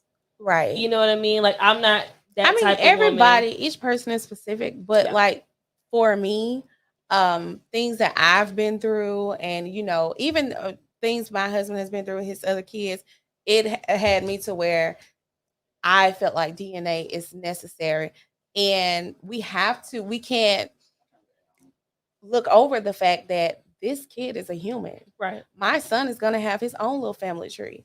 I don't want there to be questions later. So Right. let's if we can agree to do it for him, so he's sure, let's do that. But he was like against it. He was like, "What you trying to tell me?" Yeah. And No, I was can see like, that. "No, I'm not trying to tell you Yeah. anything." How does a man overcome fear in a marriage? Or what's the best way should a man approach wanting to talk to you about like bad topics in fear of getting his vagina cut off? It's How do you approach it as a man? Because these are questions that men have been asking women for a long time, but nobody seems to answer them. right, because the topic was marriage from the jump. I'm one of those people, like, I'm a firm believer, like, y'all should have talked about that before marriage. Like how Like, to address situations. not only how to address situations, but you can't cut that off. That's not a I'm not willing to negotiate that with you. We're not gonna do that. I feel like those type of levels should, be set ahead of time. In uncomfortable situations, they're gonna come about. You can't plan for everything, but at the same time, if we're looking at forever, it shouldn't be no subject that I can't come to you with. I'm not gonna sit Is and that hold something for realistic though? years. Is that realistic in a marriage? To think that you should be able to talk about every single thing in that marriage. If we're sharing finances, we're sleeping together, we have the same house and kids. We created humans together. Absolutely. Yeah. You've been up in my guts. You better go ahead and tell me what you've been talking about. I mean, I'm just being real. Like, being real about it. We've been vulnerable with each other. You done watched me push a baby out of my vagina. Right. I have pooped and peed everywhere. Coochie spread out. And you talk about you scared to ask me a question. Hold on. But all of those things, like if you talk about finances, sharing finances may not be something as serious as something else. Like, you know what I'm saying? So let's say, let's do accounts together. It's like, oh, okay. It's nothing like, oh, okay, that's an agreement. Oh, I'm not saying, because I do know that's a big thing. Right. You know what I'm saying? I know that is a big, but I'm just saying, because sometimes that could just be like something simple. Or you having a birth. Birth could be a joyous experience. So it's not like it's vulnerable though. I agree. No, I agree with that. But I'm saying, even if it's vulnerable, it still could be joyous to where it's not as detrimental to your feelings as me saying, I don't know. I can't think of a thing, because for me, I'm very vocal, but I have been in groups with other men that say, I don't know how to say this. I've been in groups with men who want to tell their wives about something sexual that they don't like, or something that they want to try. I had a guy one time ask me, hey, I want to ask my wife to do X, Y, and Z, but I'm scared to ask her in fear of her thinking that I picked it up somewhere else. Yeah. I've heard women say the same thing. Hey, I want to ask my husband to do this right here, but I don't know how to approach it because I don't want him to think I got that from somewhere else. You get what I'm saying? And I would say this. I aspire to be in a marriage where my husband knows he can come to me bare and raw with no game plan, but like, babe, I got to tell you something. Like, I haven't thought about how to construct and figure it out and ease in there and talk to other people. Yeah, but because like, that this for is me, how they told you, or that they wanted to say no. Like, yeah, like first. I hope that my husband can come to me very raw and not always put together and say, hey, this is where I am, and knowing that I have the love, trust, and capacity to say, these are the pieces in front of me. What can we do? That's what I was about to go, because you might not. People think they give their spouses space to say whatever. And the reason that a guy or a woman would say something like, I don't know how to approach this with my wife or my husband, is because obviously that space isn't there like you think. That ain't obvious. I'm going to say this. It may not be that you didn't give them the space or you're not open and vulnerable. Past experiences are going to be present unless you're dating Jesus himself. You know what I'm saying? you're gonna date a man who's been through something, Mhm. that he's got some trauma somewhere, and even with healing, and moving on, there is something that you've experienced before to, that's gonna alter how you handle current experiences. Right. And I had to find that in my marriage, that I felt like, oh, why wouldn't he tell me this? I feel like I'm so open. I am open. Like, in conversation, we got to it that no, it was never you. It was I'm not comfortable with. And so I think a lot of times in relationships, we put a lot more on ourselves, not realizing that it's two of hindering. us here. Yeah. Yeah, for sure. And see, that's the thing, is something that I want to ask you. It may be selfish, and it is two of us in this relationship. You get what I'm saying? So Mhm. now the thing that I might ask you, I got to take your feelings into consideration as well. Mhm. And it's something that I want to do, and I want. And this is another thing we have to think about too. I might be disappointed in your answers or your reply on something that I might be gun ho about, and I think is a good idea and something I'm really ready to do, and think, oh yeah, she's gonna be down for this because this is my wife, and we talk about everything, and then you say, and then she just shoots it down. It's like that could be disheartening too. It can be disheartening, but that's life and recovery, right? There isn't anything Yeah. that's going to be always for sure. You're not just going to go to your wife and just say, hey, babe, I want to do all the way from A to Z. And she'll be like, oh, I can't wait to go A to Z with you. There are going to be times where she's like, okay, I can't go that far. But I feel like for me, when I go and I'm talking to a partner or a person or a friend or a business partner or whatever, what's the worst thing they can say? No. And so I go with that. Like, the worst thing they can say is no. But this is me trying to present it. And I think sometimes when men or women that come to their partners and they're kind of like, I don't know how I can say this, but I feel like slightly you're trying to figure out how to persuade them to say yes. Right. Instead of just trying to get their response or get where they are, you're kind of being like, I don't know how she gonna feel about this. I need to figure out how to package it, how to word it, how to place it, I so feel that like this that's person natural, say though. yes. That I can kind of agree, but then at the same time, it's hard to just say basically rejection is part of life when we know that rejection grips a lot of people from doing a lot of things. So it can't be like, oh, that's part of life. It is though. I'm not saying that. I'm saying to say that is this. It just is what it is. Especially when you're talking about two people who's building a life together in love, maybe have kids, finances, houses, businesses. Who got God knows what else to just say rejection is just a thing and it's going to happen. It's part of life. That's kind of like not a good way to look at it in that sense, because we know rejection grips a lot of people to not do a lot of stuff. Fear grips a lot of people to not do stuff. Like your inner critic can keep you from doing stuff. Two things can be true at once. So that's what I'm saying. Like, no, I'm not saying that you're wrong. I'm just saying that to just put it out there like, oh, that's just part of life. That's true. But at the same time, it ain't just part of life. This is my life. Right. This is our life.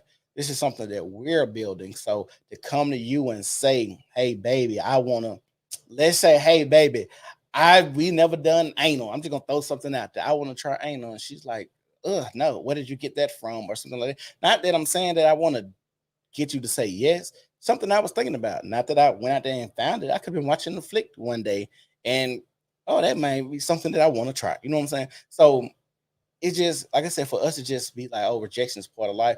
I don't think that's a fair way to just put it out there when you got, like I said, two people in love, building this life together, and you worried about rejection, you worried about fear, you worried about, her cutting off sex or looking at you different. Judgment is a real thing. That's why we live in this whole economy now, or society now, of no judgment. We take shame out of a lot of stuff now. So when it comes to stuff like that, it's just hard to just use it as, oh, it's just rejection. You know what I'm saying? I could see your perspective, Mm-hmm. but it just isn't one I share. I don't know. I feel like it depends on who you're dealing with. And it depends on your partner. And that's why I say I'm a firm believer that know who you're dating, know who you're having kids with, like know who you're marrying. And it's no way to know everything about, but the important stuff, like this would be something important, how they handle rejection, how, are you feeling comfortable coming to them? The important stuff, it needs to be talked about. Yeah. And, even for me, I have a way that I approach my husband with crazy stuff. Like I overthrow it. for instance, we'll go with just a simple subject like money. I might call my husband and be like, I want to buy this thing. And he'll be like, how much is it? And I'm like, it's $10,000. And he like, $10,000. And I'm like, nah, I was just playing, it's 3,000. Yeah. So, you know, I done oversold it. So he's like, oh, 3,000. Right. Yeah, I feel that. But so in the same with sex, if you want something, just throw something outrageously crazy out there to where you know they're gonna be no, and then be like, nah, I'm just playing. I just want you. I haven't been married. So basically, you saying fish a little bit. Yeah, just test the water. I haven't been married, but I have a hard time with if you have a sexual fantasy and we have been sexual, and this is just my experience, I can't understand how it would be difficult to say it. Like, babe, I know we be getting down, I want to try X. I can understand that there may be a fear, but maybe where my confidence is with myself, or maybe how I communicate, I just feel like I would be like, I don't care if it's Tuesday at 1:00 in the morning. If I'm going to call you, text you, nudge you, I'm going to ask you, can we add this? And that's just like my personality. I can understand that it's not everyone's, but I just, in my mind, I'm a popcorn person. I feel like when it's in my mind, I'm going to get it out. And so I can understand those people that are more crock-pot minded. Yeah, I share that. But again, like I was pretty upfront to where, you know, in the beginning, you kind of know, like, this is what I want. And when you do that to people, they feel more comfortable, especially men. They feel more comfortable then saying, oh, well, this is a fantasy I always had that, you know, I don't know what most women will be with, you know. So I never had any issues to where. And then I also would say this, like, watching my parents' dynamic, they've been married over 30 years or around 30 years now. My mom has always taught me, and my mom's friend put this so perfectly when we were having a conversation. Like, as a wife, you are your husband's soft place to fall. Yeah. Like, when he goes out into the world and he battles with work and society and things that he has to do to provide, and they drain him and they still expect him to give another 100%. Yeah. When he comes home, this is his peace. This is where he comes to be comforted, where he comes to be raw, unguarded, vulnerable. And so I aspire to be the type of wife that my husband does not have those sentiments of trying to figure out how to navigate me like he navigates outside. Yeah. Question: Have y'all ever had someone say, "Well, you could talk to me about anything," and felt like they were lying though? I feel like most people are lying when they say that. Like, anything has guidelines. Okay, so that's how I feel when we have these type of conversations. Is like people say, "Baby, you could talk to me about anything." Not in a marriage though. If I tell my husband, you can talk to me about anything, I generally mean that. You're talking about somebody that we're prepared to spend for everywhere. We share finances. He better be telling me everything. But again, it depends on the people, the situation, the relationship.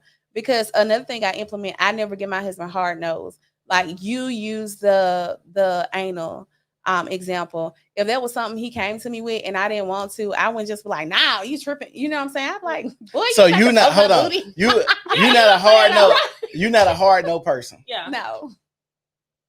Let me tell you something. Hold on. From talking to you, you're not a hard no person. No, I'm not a hard. Like I said, I would be like, oh, you nasty. But no. That's funny because you definitely are a hard no person. I don't think I'm a hard no person. Man, the way you talked on the phone. We had such a good conversation. Okay. But no, I feel like it's two sides to any woman. Like, once I'm there. But and people who like know me, they have a hard time believing that the wife side of me, that I'm submissive. You know what I'm saying? They're like, Mercedes. No.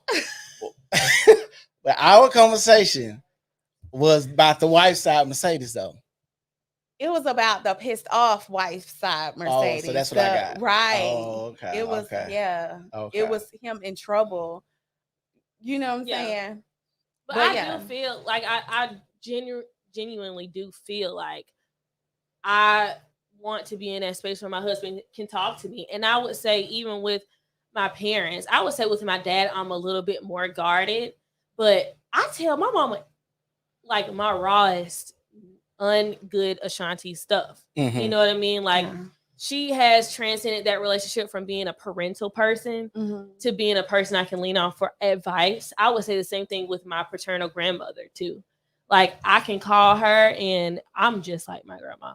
You know what I mean? Yeah. And I talk to her so vividly about like my dating life and about where I am, and she is God honest. I think with that's me. healthy and good to have with, with women, older women. Yeah. Not just, us Right. navigating each other can be, you know what I'm saying? And I have, and also like my best friend, I have called her crying hysterically, nasty. You know what I mean? Like it's not coming out my nose. I have been irrational. I have been bearing the deepest parts of me, and I feel like I can talk to her about anything in the world. And I'm not gonna say it comes without judgment because I'm pretty sure when she hung up the phone, she'd be like, "It's this girl is crazy."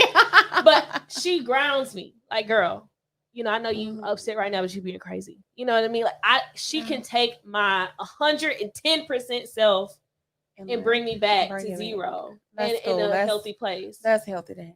And so I feel like the women in my life, I talk about my mother, my grandmother, and my best friend. Those are spaces that I know I can talk to my mom about sex. I can talk to my grandmother about that. I can talk to them about my relationships. And I know that they're going to give me the greatest advice. But I feel like we have established that rapport to where I feel comfortable bearing that. Now, with my dad, I'm a little bit more guarded regarding those things because he's a man. Right. And I'm a daddy's girl, and I want him to be so proud of me and only see me when I'm 100%. But I do think that those relationships have given me the confidence that when I am with my partner, I can be Ashanti, like at the ugliest, meanest person. Yeah. And I hope that he can be in the space where he can be so nasty and vulnerable with me and not feel like at the end of the day I'm going to turn my back and just be like, ugh, I don't want to talk to this person anymore, And so I know that it's going to take work to get there, but I aspire to marry a healthy man. Yeah, girl. Good luck so let's go there. Okay. You said you want your husband to be the most vulnerable he can be with you, and you okay with that? Like he been crying in front of you, right? Damn. Did y'all see that meme about the woman whose husband or boyfriend cried in front of her and she was turned off? And you look in the comments and you see all of the women talking about how basically he was pretty much like a bitch. Yeah. That's one of the reasons I don't think men should talk to women about their feelings, because as the man and being the head, sometimes it could be that uncertainty your woman sees in you can kind of be scary for her, and she wants to always feel like she's in a stable environment at all times. You know what I'm saying? So I think that him crying in front of you, and not one time have I ever heard a man who cried in front of that woman ending well. Not one single time, ever. Are we talking about emotionally mature women? I would say. Why do y'all always? That is a determining factor. How do I know they're emotionally Have you asked intelligent? them? I just know these guys are dating these women. I don't go into it. Like, I mean, I know you aren't, but I'm just saying in the dating market. Like, you're not, in the dating market, of course, and neither are you. But like, that's something I talk about. Have you gone through corrective therapy? This is what I'm going to say. Okay.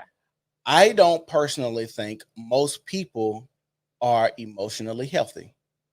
I can agree with that. So if we're going to say emotionally healthy people, no, you should not cry in front of your woman. Even if you think that she's emotionally healthy, most people aren't emotionally healthy. We have a rise of psychiatric medications. Okay. People are killing themselves left and right nowadays. People are killing other people, going off the Richter scale with their mindsets and everything else. People are, wrecking and killing their kids and jumping off roofs, their children and stuff like that. Like, so people aren't emotionally healthy.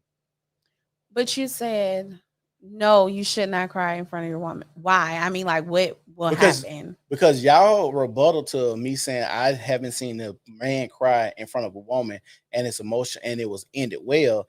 Y'all rebuttal was, were they emotionally healthy? When you say it didn't end well, what happened? Like a breakup. Like, nigga, you like a bitch in front of me within like a week or two in that time. I've seen you at your worst, your lowest. Like I've seen this And multiple so this times. is a girlfriend and not a wife. What Yeah. you're speaking on? Okay. I mean, I feel like you being promoted to wife doesn't automatically make you emotionally mature. Right, I do agree. But even as a girlfriend, It turns her off. I couldn't see my boyfriend or even my husband cry and want to, like belittle him about it. Yeah, I agree. I mean, like, because it is an emotion.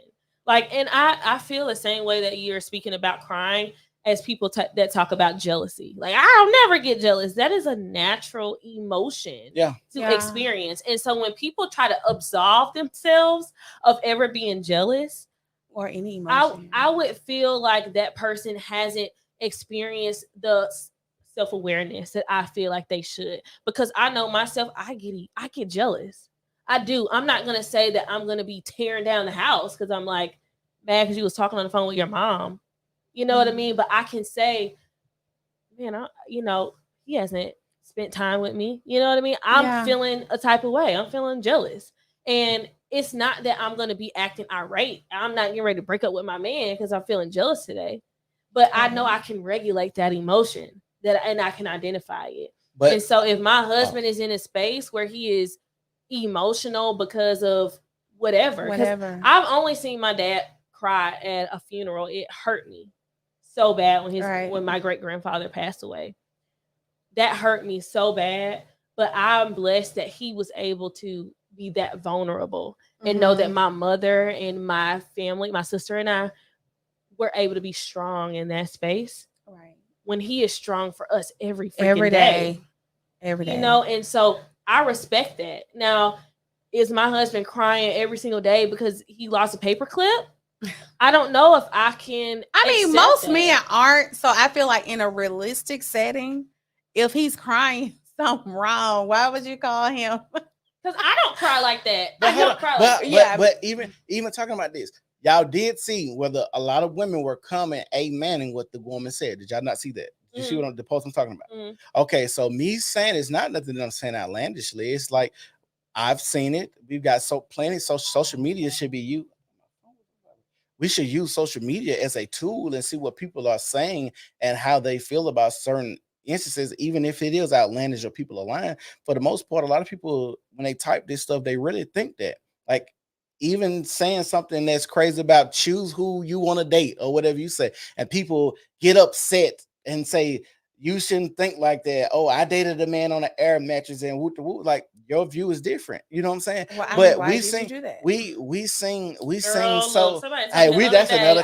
Hey, that's a conversation for another day. Look, somebody told me the other day they think I hate men, and I'm like, you obviously don't follow my content if you think that I hate men. But okay, go on. It's and fine. like I said, start with the comment at the top. I have been accused of hating women. Just like if you scroll up, that one at the top. Not that one, the one before. It was a paragraph. No, the one before. Yeah.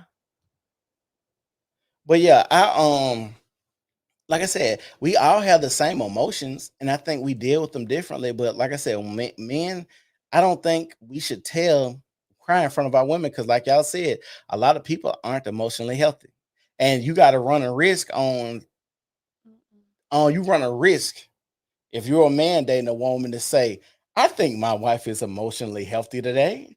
I'm going to cry because some people hold themselves together pretty well. I don't want my husband to go hide and cry. That's why they tell men. I mean, because how will I know that whatever you're dealing with is okay? That severity. Let's go there. So we both married people. Okay. You don't know your husband, even if he's not crying around you. You don't know if he got a bad day, dealing with something. He's a little moody, slamming the cabinet a little bit harder. Yeah, but that's different from it's tugging on emotions to where you're crying. I feel like that's a different level of severity. Well, let's go there. Don't hide and do it. Like, I need to know. Let's take this to the marriage. We married, right? Okay. Let's keep it real. Yeah. So you don't think being a married woman that you can understand that your husband is acting differently to the point where he may want to cry about something? That's what you telling me. You telling me that if your husband just came in acting erratic, just totally different than he normally did, his typical mad self, You tell me you don't think he may want to cry about something? You don't go and rub your husband back. Okay, Like, yeah, but okay, they want to then. cry and me actually seeing the tears. Let's keep it. Let's keep it real. I need to see it. Let's see. That's the thing.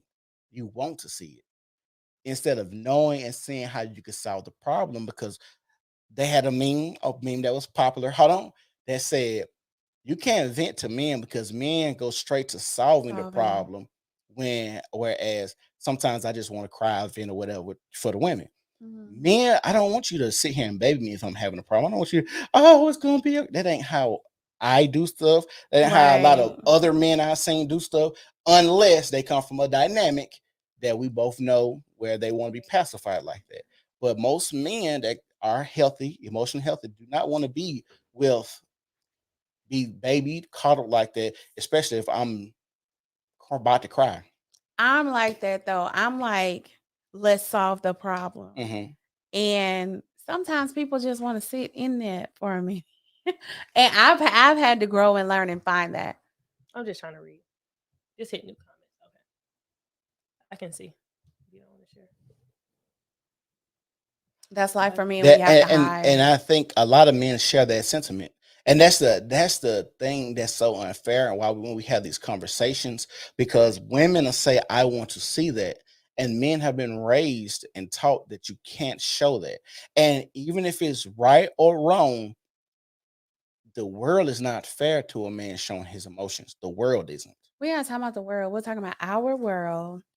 And like, I had to have a very real conversation with my husband. Therapy had to happen. And we even had to have a heart to heart that how you were raised, you got to put that in the ground with your mama. Rest her soul. You cannot. I mean, I'm not even being funny. It's like, because I remember our conversation about that. Yeah. Comment above that. I can't. But you gotta know that, and sometimes we don't ever question our upbringing. So it's like, oh, my mama said it, you tripping, my mama right. We can't do that. We have to create our world, what's best for us, what's best for our kids. Your mama did her thing. Your parents did their thing. This is ours. Yeah. So we had to have, and sometimes that's hard to do with people, is have that real conversation that, hey, your grandma and them lied to you. We're not doing that. And I think we do it. We're doing that a lot now. But as people, we have to also understand there are things that transcend. It's going to transcend through generations and generations and generations. Yeah, because change is not easy. Yeah, how men work and how women work, and it just, when it changes, just the biology of the evolution of things. You know what I'm saying? But men in general, most men I've ever talked to never feel like they can just vent to their woman, because, like I said, when talking to a woman too about my problems, I don't want you to pat my back. Oh, baby, it's gonna kill it. Let's do something. Like if my homeboy came to me right now and say, hey, I'm dealing with shit, I want to cry, I say, hey, let's go to the gym. Hey, let's put these boxing gloves on and let's box real quick. Like those are things. And and as a matter of fact, I had a conversation with a lady on Facebook, and she was saying that her son was going through the same thing. Right? He was crying. She didn't know what's going on. And she's like, I would sit there with him and I could just like, baby, you could cry to me and stuff. And he would cry, but he could never express his emotions. And I said, hey, maybe you need to let him go punch something. Maybe you need to let him go karate. Does he play football? No, he just stays at home. He doesn't do anything, all this other stuff. I'm like, how do you got a young man in the house crying all of the time, and all you want to do is sit and baby him, but you don't want to tell him to go play sports, go get out, get active, go outside, ride a bike, go punch something, wrestle? Like, yeah, I think men definitely do need that outlet. And so, and this is the women that we have raising men, telling men, oh, baby, you could do this. Why do you think so many men are killing each other nowadays? They come from single parent home because women are babying them, so they don't even know how to handle their emotions. Niggas step on your shoes, and now I got to be that type of animal. Like, that's really where we're going with this. Like, it's really going from 0 to 100 like that. I was kind of attacked today for that viewpoint. What do you mean?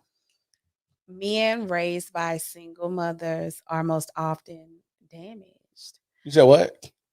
Men who are raised by single mothers are most often damaged. They are. The single mothers were in the comments mad. The men who were raised by single women were mad. People were all in my inbox like, oh, so you married, you never been a single mother. I put myself in that category. I have been a single mother. You know what I'm saying? Mm-hmm. So it's like, no, I'm not. Granted, I only have one son, and it's my sixth child with my husband. But I feel like damage can be done to daughters as well. Right. So it's not, one sided.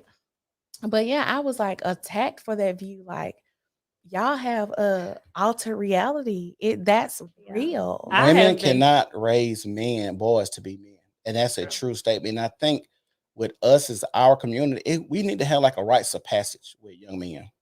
There should be something where young men go through, everybody agreed on our community. They say, hey, you pass this, you're considered a man. You can fight, you can hunt, you can feed your family, you can protect them, you know how to do finances, you know how to do XYZ. Like, this is the courses how you handle your emotions, this situation, scenarios. Like, it needs to be a plethora of things, because if you've only seen stuff go from living in the house with your mama, she mad, stressed out about bills, and you think you're supposed to act the same way like a woman does?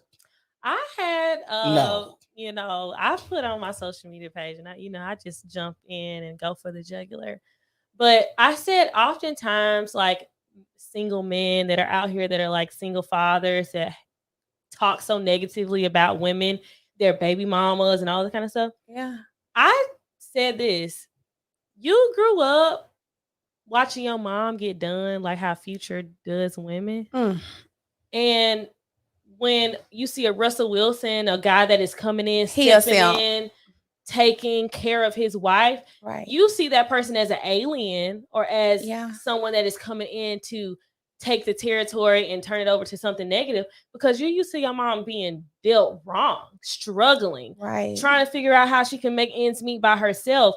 Men dropped the ball when it came to your mama. And so when you see other women getting treated right, it's alien. It's foreign to you, because you grew up watching your mom have to go and work 6-7 jobs, take care of you, come home stressed out, yelling, screaming, all of that kind of stuff. I grew up watching my mom take care of us. My dad went out and made the bacon. My mom was able to function emotionally, physically, and as a mother and as a wife in a way that where she comfortable.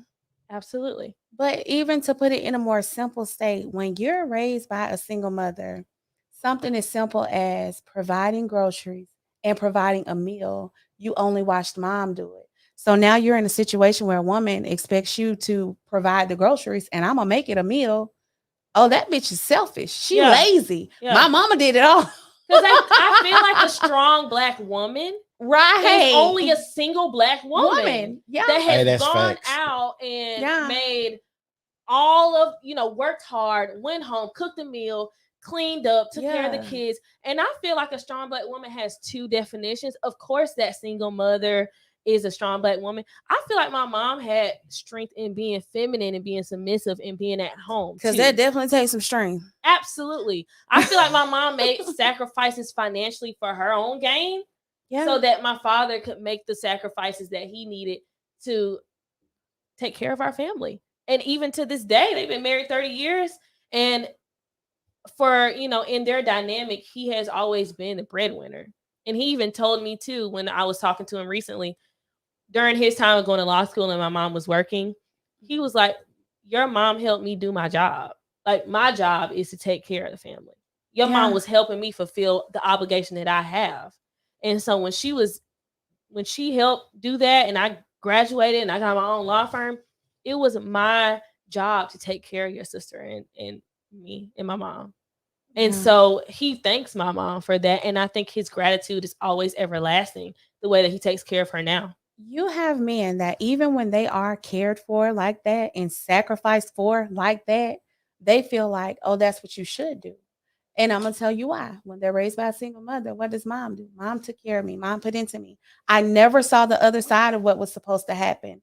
I never saw that reciprocate. I never saw her get that back. So I've been raised to be a taker. Women are supposed to give. So now you got these men that are living off of women that, women are building them and they do not feel obligated to do their part in return. And my mom did all of this. Why you need help? My mom you a lazy. I guarantee if your mother had the opportunity to have help, Right. and She would great have health, taken she it. wouldn't be working 6 jobs to take care of you and your siblings. She wouldn't be working so hard to where she had to get somebody else to pick you up from school in the afternoon. You had to go to Right. afternoon, school care and all that kind of stuff. Your mom would have graciously accepted that. But Exactly. because she wasn't in that opportunity to, and you grew up seeing her go without, you thought that she was pioneering and moving forward with strength. And not that she wasn't, but that isn't the type of strength that I feel like she initially Right. desired to have.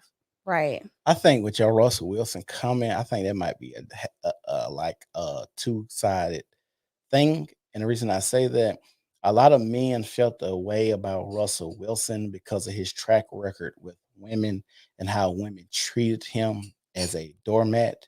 So another thing is, it's not natural for men to come in and want to take care of another man's seed. Uh, that's just a mammal thing.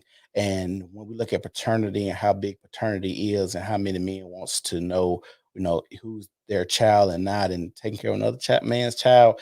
And it goes further than that. If you take on another man's child and he's in your house, that man has say so in your house sometimes. That family might have say so in your house. Like, it's a lot of stuff that goes into taking on another man's seed like that. And like I said, I think most men will look at that as that's something that a weaker or a lesser man would technically do, especially a Russell Wilson in his category, because we don't see multi-million men just marry women who have children. I don't disagree with that, but I will say not the this. norm. You get what I'm If saying? I had Right. to choose between a lesser man being Russell Mhm. and a greater man being Future, I would But die, be born again, why we got those die extremes? and be born again. Why- I'm just saying, if yeah. you gave me the option, right? I didn't give you the I would. option. I just Well, asked if you you. gave Well, the two, Sierra the had two the option, options, okay? she did. Yeah. She got the options. If I had to choose between what you would consider a lesser man, Russell Wilson, or Future, which is a greater man or a typical man or an alpha man, whatever you want to put him as, I would choose Russell, die, be born again, choose him again, die, be born again. I would always go with the B. If it's going to end in me having a family unit, Mhm. love, security, versus me being thrown Balenciaga bags, a wet back, and you're with 20 other women in the next couple of days, and then it's my turn again. She chose not that my first. She did. And had a baby with him. So She did. I know you saying if you had to choose. Right. If But I with had a to Sierra, choose, I and think if we both made the same decision. Right. We went Darius. left. We was at right, and now we're here at the left.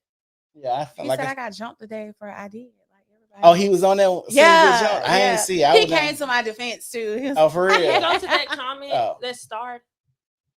Let's see what it says. Oh, this one is like, it just changed the image Okay. of your What's woman in when this she one? cries in front of you.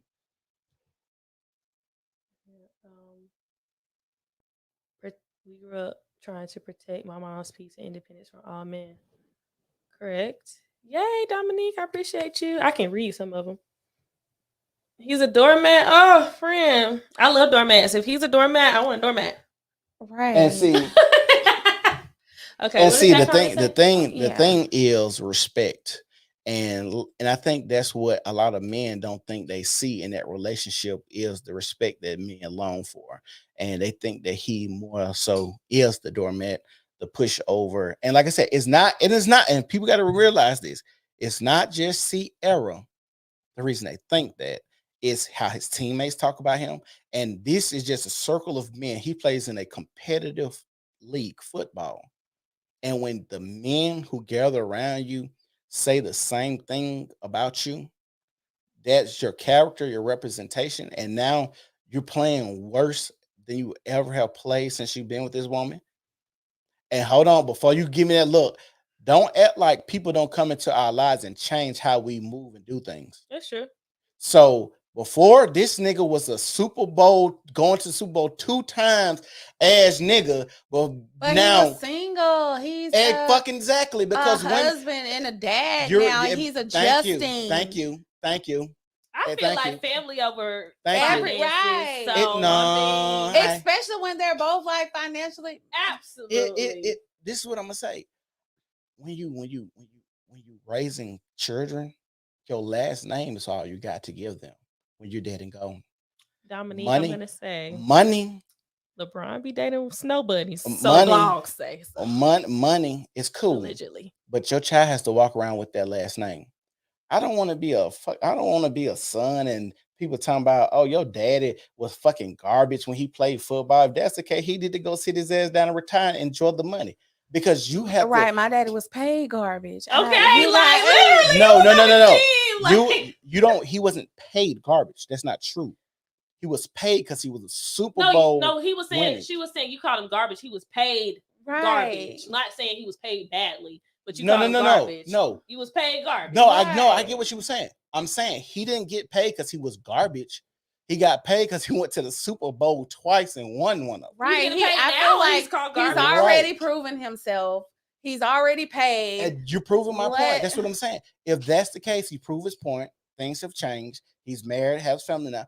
Go sit Right. down because my son has to carry that name now. Nah. That's how I feel. And when it comes to legacy, people like, why would Tom Brady want to get divorced from Giselle and she just wants to be under him? Because it's my legacy. This is what I love to do. I don't want to go fucking sit up under you all fucking day. What we gonna do?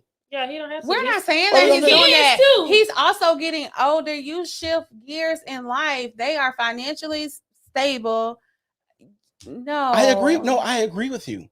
I'm agreeing with you. What you're saying, 100%.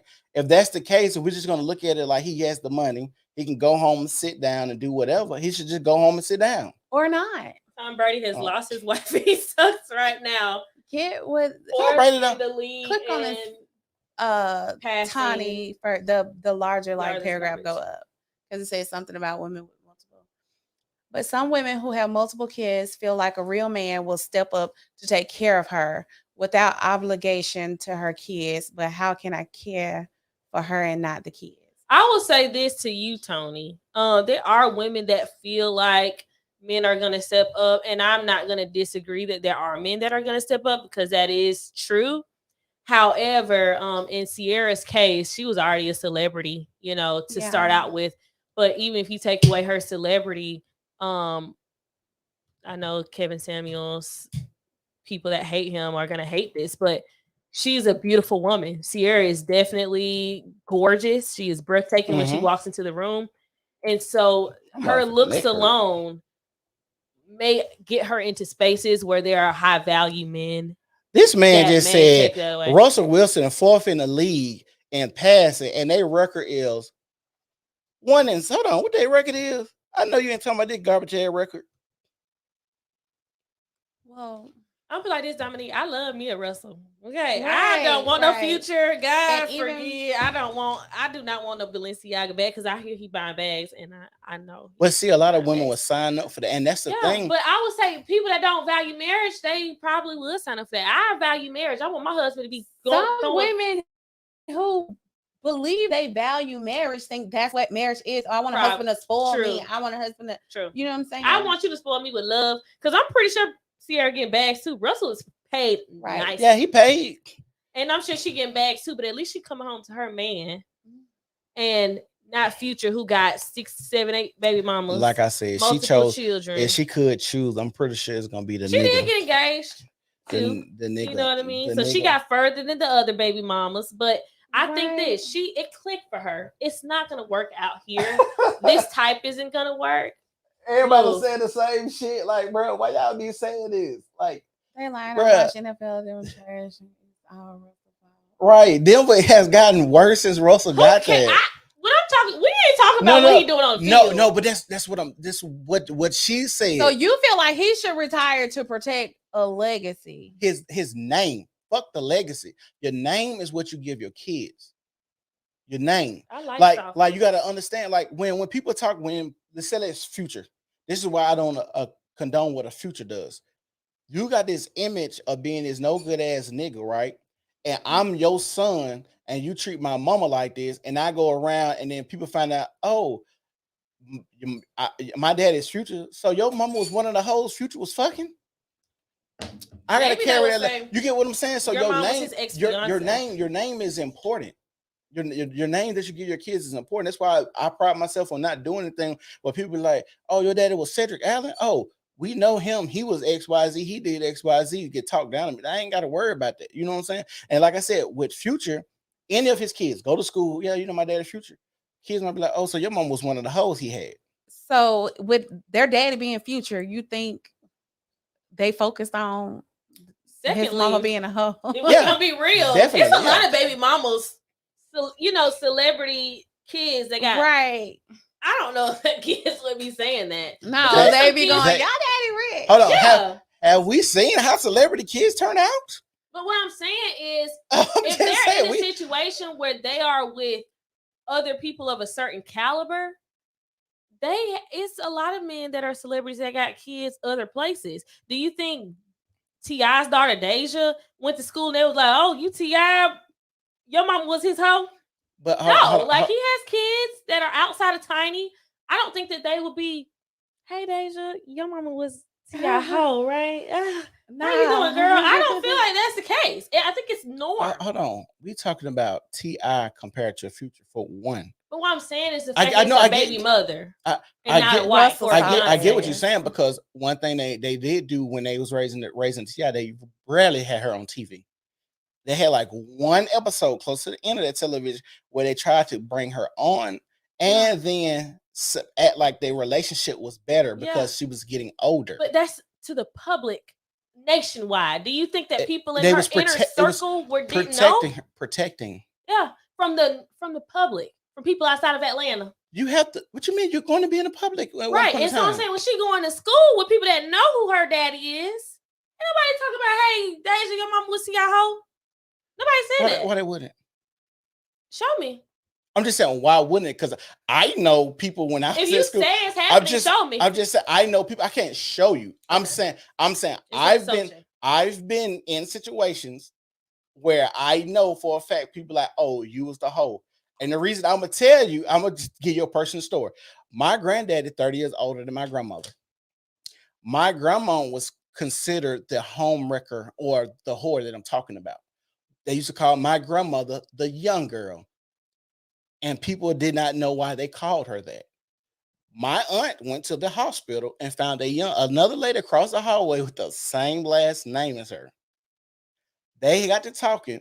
The lady said, "Hey, my daddy's name is John Artist." My mama said, "My daddy named John Artist." Well, they said my daddy left to be with your mother. Is your mother such and such? Yes. Well, they call your mother the young girl, the homewrecker. Mhm. So this is what I'm telling you. This is In happening the hospital. in the hospital. In the hospital. This is With real adults. with adults. Okay. So it don't matter where it is, it happened in your life. With adults. Your last name. But we just talk about children. But here. hold on. That could be with adults. Why couldn't that happen at a school though? Why couldn't I go to school and sit next to somebody with the same name? We got Because you just said that you grew up with a lot of women that were single parent households, right? So if you grew up knowing women that came from one parent household and just one father, wouldn't it be normal from your perspective for people to have a dad and there be multiple mothers around? Right? What was you and my wife talking about before y'all got? What was you and my wife talking about before you got here? Before we got in here, we were talking about our father and how he was a gynecologist to his daughter. That's what we were talking about. So you was talking when you was and my wife was talking about it, y'all weren't talking about how all these men, they found out they was related doing X, Y, Z and all this stuff. Like my wife didn't tell you. We didn't have any conversation about anybody calling nobody daddy a hoe or mama a hoe. I'm just so when that comes up, people find out stuff like that. And yes, kids are brutal. Kids are bullets. Kids will say shit like that. So I don't know why that would be far-fetched, especially if you grow up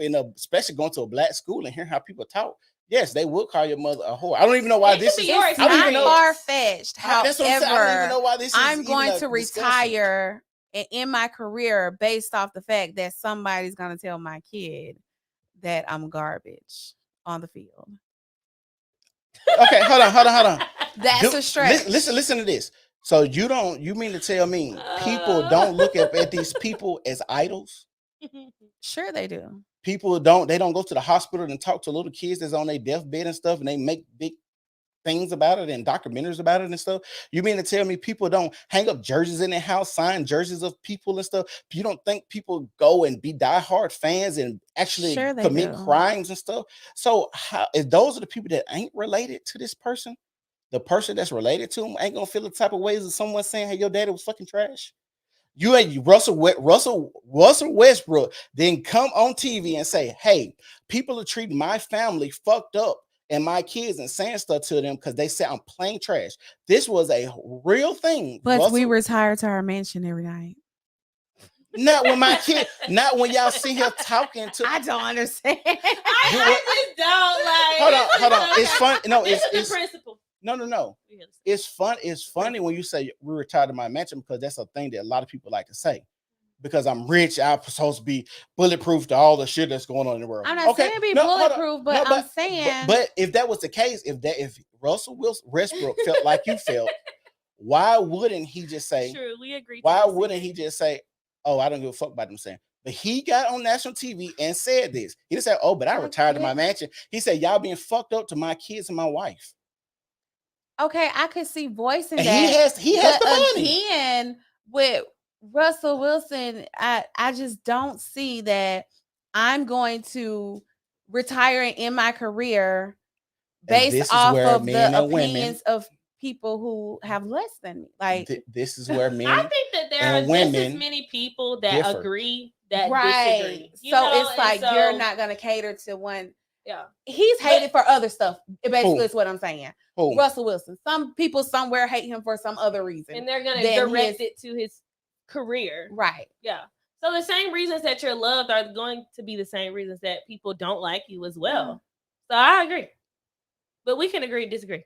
Look how he looks. No, I'm just look. This is why I say when we have certain conversations and it's a man and a woman conversation about something that as a man I understand what I'm saying, and as a woman your rebuttal is we retired to our mansion, and then you have a black man getting on TV saying just agree so we can move on. We have a man that get on TV and he says, "Hey, these people saying some crazy stuff to my wife and my kids.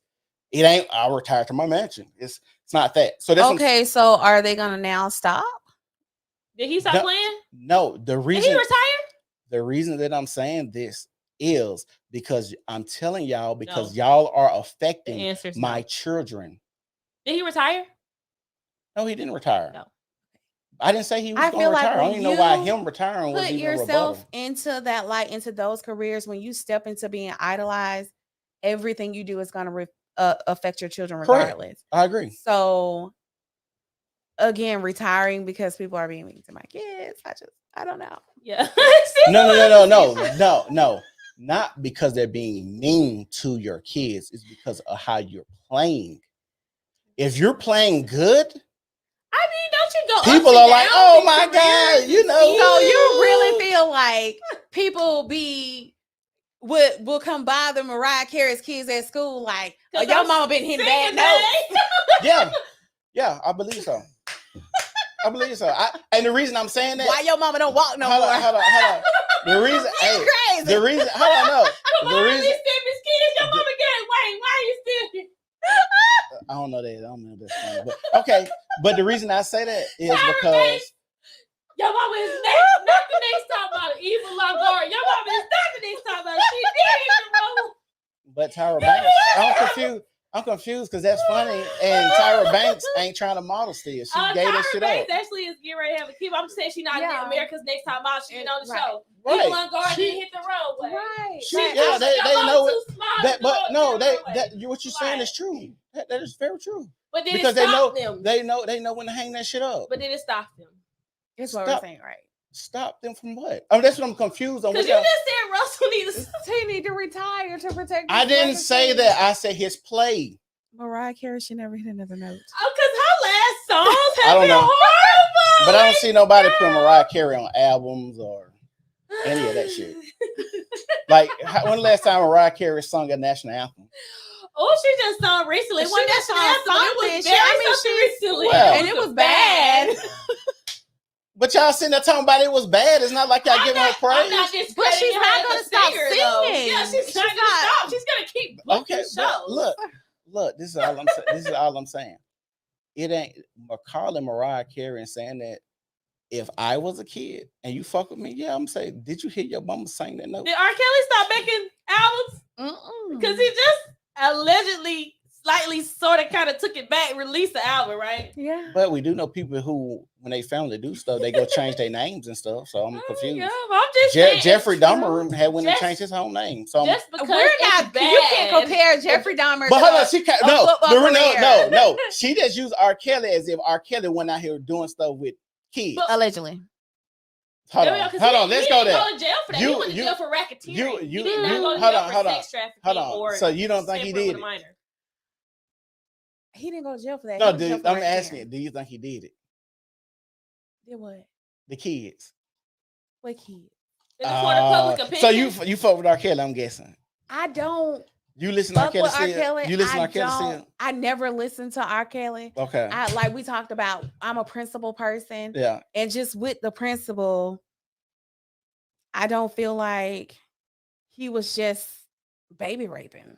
Can I say What you that? mean? Like, I I'm confused. mean, Like you don't think he was taking advantage of girls? do I feel like he was taking advantage of girls? It depends on what you mean by taking Oh, advantage you sound of. what do you Like- mean by teenage? You No. giving that? You giving that, sis? No, I mean, what do you feel about taking advantage of? Like, do you his feel like stardom, he has- his stardom made them want to be with him. I'm gonna take stardom out. Do you think that over the age of 21 years old, up until the present, that he has had sexual contact with women or with With underage people women? that are under the age of consent? Yes. Okay. Not even putting stardom on it, but just as a person, do you So, think above the age of 21, do you think that he was maybe 25, 30, 35, 40, 45, 50 and has Yes. had sexual contact with someone under the age of 18? Yes. Okay. Well, she does agree. So you do agree that he was doing stuff with kids? Again, my view is different on that. For But I'm saying, like, do you think he was various taking advantage? Do you reasons. think he took advantage of them? I don't think he took advantage of them. I think he took advantage of their parents, What you mean and by that? then their parents took advantage of them. I'm lost. What you mean? I think that's what happened. How he took advantage of the parents? Like, Some oh, of because the they were trying to get money or something? right, some of the Oh, interview okay. process, like, oh, my daughter's a singer, and but she had an audition at R. Kelly hotel room, and I had to wait in the lobby.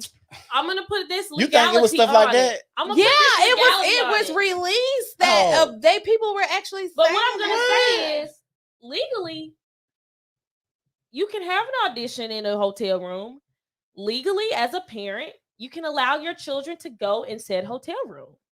Legally, you cannot, as an adult, hosting anything business related or not, decide to sexually engage with someone under the age. And that is where the law starts and stops. I agree with that, but like I said, I got a 14-year-old. Right.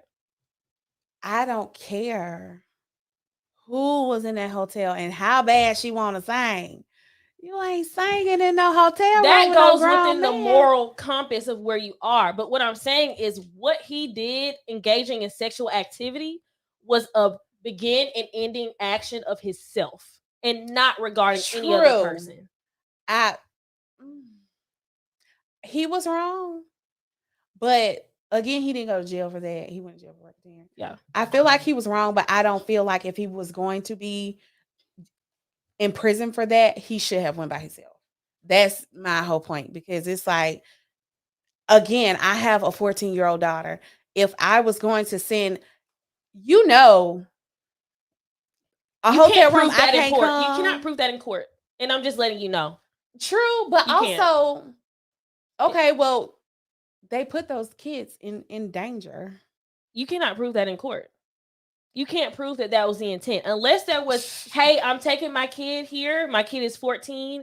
I know that she's a girl. R. Kelly is 30. And I know that he wants to have sex with my child. I'm getting ready to take my child to this hotel room specifically. Well, the to fulfill allegations the went on obligation for of sex. years. And Right. so it 'Cause reached a it could- point to where It could be something like this. It could, because he could say, "Hey, I on the road a lot, and I told the girl to come to the hotel because it's where I relax to see if she could sing." why your mama gotta wait in the lobby? But what I'm saying is that is not illegal. It is not True. illegal for you to drive your daughter to a hotel. It is True. not illegal for your daughter to walk into said hotel. It's not illegal for her to enter a room.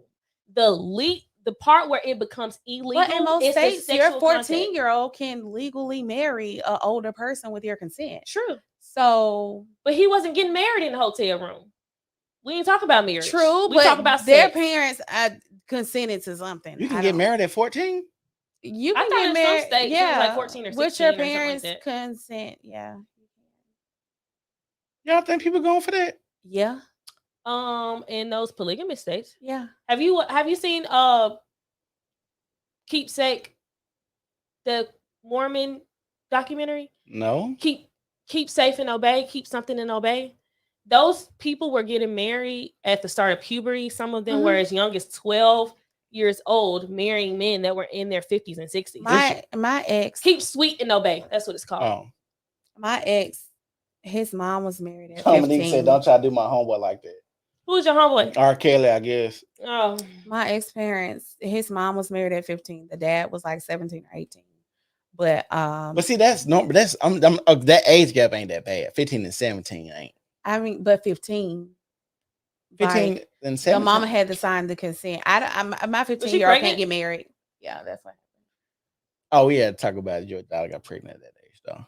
But yeah, like I do feel like I understand what you're saying because I don't completely absolve the parents. Right. Okay. That's all I'm saying. But what I'm saying yeah, in the court it's of be a law, lot of parents. In the court of I law, agree. you cannot prove that. And so in the eyes of the law, well, they are not going to go to jail. The law didn't condemn him as much as society did. But you know why? Because those women went and signed NDAs and they got settled out of court. A lot of them did. So, and then that's how another subject. What? Go ahead. If you did something like that to my child, ain't no amount of money. Think about this. If you look at the women in that demographic that he abused, right? They were from lower income homes. They were from single mother homes or fatherless homes, and they were in monetary positions where they could be swayed. $100,000 could change their life. And so I understand what you're saying, and I do believe the same sentiment. If something happened to my kid, there is no amount of money that would make me erase that. However, I'm also not a person of poverty. I'm also not a person living paycheck to paycheck, and I'm also not a person that has 6 other mouths to feed and then trying to figure out how to pay legal fees and all this other kind of stuff to put up with a high-powered man. So let's say, for whatever reason, they say, okay, they convict R. Kelly for actually touching your child or whatever. They say they convict him. And they say you could sue and get some money. You saying you still wouldn't try to get the money, even though money's not going to make it right, but the money's there on the table. I would sue civilly, but I'm not going to take money to hush. That's what I'm saying. You would still sue civilly. Absolutely. Okay, that's all I'm asking. I ain't talking about hush, man. Not, hey, here's money so I can do this with your daughter. I'm just thinking about the civil aspect. I'm saying like it's no amount of money that would make me sweep this under the rug. My daughter has experienced some sexual trauma and some things that would follow her for the rest of her life. Yeah. And you can give me 6 figures and I'm going to be quiet about it. I don't believe in that. I don't. Right. How do you think Drea, ain't that her name? Drea, Michelle? Yeah, that's her name. I was going to say Nicole. Drea, whatever. Who, his wife? His wife. Yeah, Drea Kelly. Drea Kelly, okay. How do you think somebody stay married to somebody like that with all those allegations? She also experienced some abuse, but I also think that her marriage with him was willfulness, like being willfully blind to what was going on. I also think because of the type of abuse that she experienced, that she was slightly sheltered from his outside world, because I would say this, I don't know much about R. Kelly. I grew up very conservatively. I did not know that he had a wife. I didn't even know he had kids. It took me, I didn't know that for a long time either. And so I can see how her vantage point of what he was doing outside in the world would be limited. Especially if I had no clue on the road. And she was saying how she walked in the stores with him and security would be pushing her to the side like, oh, no, ma'am. And she was like, I'm his wife. So if the security and the people that he's with on the day-to-day basis aren't necessarily recognizing you, how are you going to be involved in what is going on in his life? That's just how I felt. Okay, so we're gonna sway this and we're gonna get ready to go out. Derrick JAXN. Ugh. Was he the stuff he was saying? Was he telling y'all the right stuff? I'm gonna be honest. I'm not familiar with this content. 40-year-old women plus the most lit dating group on the scene right now. Lit. Yeah, that's what he said. That men checking for them, they want to get they credit together, and they know what they want. They can do sexually. Do you think men are checking for 40-year-old women, 40-year-old plus women? Can you take the comment off? What comment on that? Oh, I feel like that may be his reality for him. we ain't talking about him. He ain't even dating no 40-year-old one right now. We talking about I for know, men. I don't think for, that's for true. men. I mean, in he's general. not publicly dating a 40-year-old. Yeah, he got a young hottie. but Yeah, we for Is and that's his what wife 40? that's no, No, she just She look like that. She just dressed like that, but she got crazy about it though. That's the thing. Like she always Yes. covered it up, and I Yeah. be like, dang. She's like a holiness person. Did you see on my YouTube or her praying, making that prayer? Casting? Oh, You my know what? God. The demon she was casting out was her husband. Yeah, that's why I said they probably got divorced because she probably was waking up every morning casting a whole of oil on them, and demons flee out of my husband and that type of stuff. Yeah, I feel like with his content, he never lied. You know, like a lot of people feel like, oh, he was lying to women and then he was simping, but he was living a different way. I think he was giving his opinion. He never lied. He never said he was living that way. Like I made a statement the other day that I could sit up here and come up with workout plans and give you a meal plan. If you believe my big ass, that's on you. Okay. But we didn't know his dating. We didn't know because I didn't even know he was married. Like I didn't know he was married until the he cheating never stuff came. said this is how I live by, this is what I do. He just gave his opinion. I can give you diet plans all day. But I'm so hold on. So you saying it probably would have more validity and people should believe him more if he would have came out and said, hey, this is my wife. We do this and this. So you shouldn't date a guy like this. And then the cheating scandal came out, then that would have been more of a lie. Yeah. Oh, okay. I can kind of. And maybe he was casting advice on the man he aspires to be. You know what I'm saying? That man ain't trying. I'm giving him too much credit. Yeah, that man ain't trying. You doing too much. You're doing too much now. Because what I'm saying is, he never said that. But come on now. Like the thing is, I've never been around men in a group of men who said the shit that he says. And that was the issue that I had with him. And like he would post a video and niggas in groups I would be in would send me the video. And like, look at the comments. Look at how women really eating this shit up. And men do not even think like this remotely. Like, I've never been in a group of men like, oh, I'm finna go give me a 40-year-old bitch today. Like, no, nobody says that. People be like, oh, look at this little 21, 22-year-old. She bad and tight. Now, it's been times I've been around guys and been like, you know what you call her? She look good for her age. You know, I can see something like that. Right. But just actually checking for a 40-year-old plus woman, no. You know what I'm saying? That's a part of marriage where if you're a 40-year plus woman and you look good and you age gracefully while married, that man is going to appreciate that, because if you're comparing your wife or your woman to other women that's 40-year plus, you might be like, oh, you know, baby, you did pretty good in comparison of things. And like I said, that time goes on, you feel a certain type of connection with that woman as time goes on. You know what I'm saying? Yeah. So who is more right, Kevin Samuels or Derrick JAXN? I was neither. Why you say neither? You didn't like Kevin Samuels? I feel like they were extreme ends of the spectrum. I agree with that. So where, you know, like I agree with more that. comfortable with like a middle ground there. Mm-hmm. So like, but you got to pick who was more right. If I'm not really familiar with a lot of Jackson's content. It's just like, you know, the couple stuff I seen is like, okay, so the couple it things was overly catered towards women. You get what I'm saying? Women and bashing men, hurt women. Yeah, it's, you know, yeah, that is a good thing. A true thing. He was catering to right, like everything that the few things that I did see about his content, he was catering to a particular type of woman, as was Kevin Samuels. But he was pandering to a hurt woman. No, I said a particular type of woman. He was, you know, specifying. I think that's true too, because like the extremes. I think Derrick was pandering to hurt women, and Kevin was saying stuff to like the 9s and 10s type of women. They was like, I want a man to make X, Y, and Z. And he was like, well, you're not even a 9, 10 body weight, dress size, all that. It's a certain aesthetic that those women have to typically be to even attain those type of men. And so, like you said, those extremes, when he was like, you want a man to make this, and he's telling women, no, you're not going to make that because you have this many kids. This, because like I said, that typically was my issue with him, was like the extremes. Mhm. You know what I'm saying? I do feel like with Kevin Samuels, though, those women warranted that type of response. Right. Yeah, You cannot tell me that there was, I would say, outside the first woman that's ever done it, that you've seen his content, thought that you were going to get a different response. Right. Because I agree. If you notice, the women be on there, I hate to say, overweight, a lot of children, no job or little baby job, mamas or engaged a million times. And with the I want a rich nigga, and I want a man making $500K. I'll be okay with him making $500,000.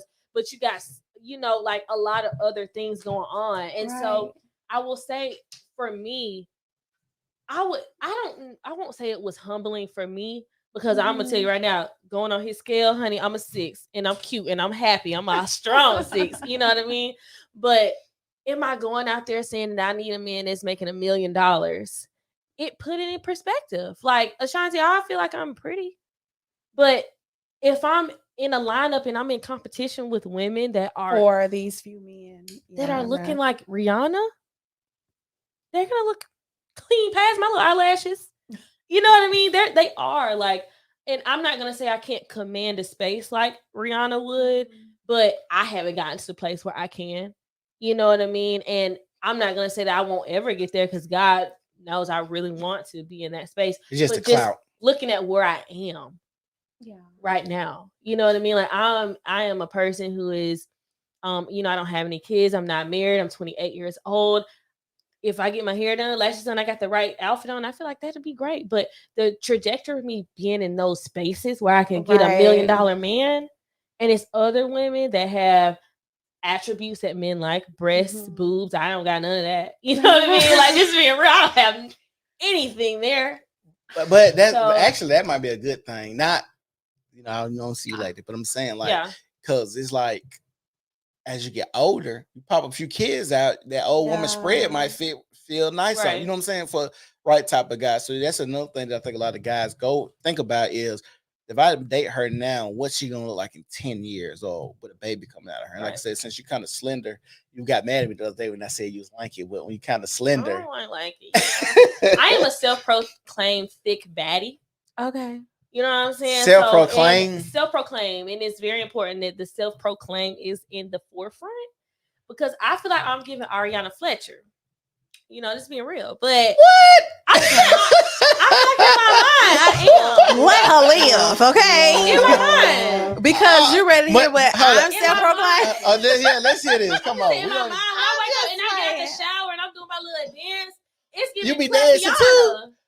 It's Clapiana. It's like doing a little something. Oh, hell no. I'm just the saying. cap on this motherfucking podcast, and they ain't got no more wine. God damn. I'm just saying, it's doing the thing, but I'm scrubbing ground when you know what I'm saying? Well, Mercedes, what you self-proclaim? I got to hear this. We're going to finish it on this. Let's go.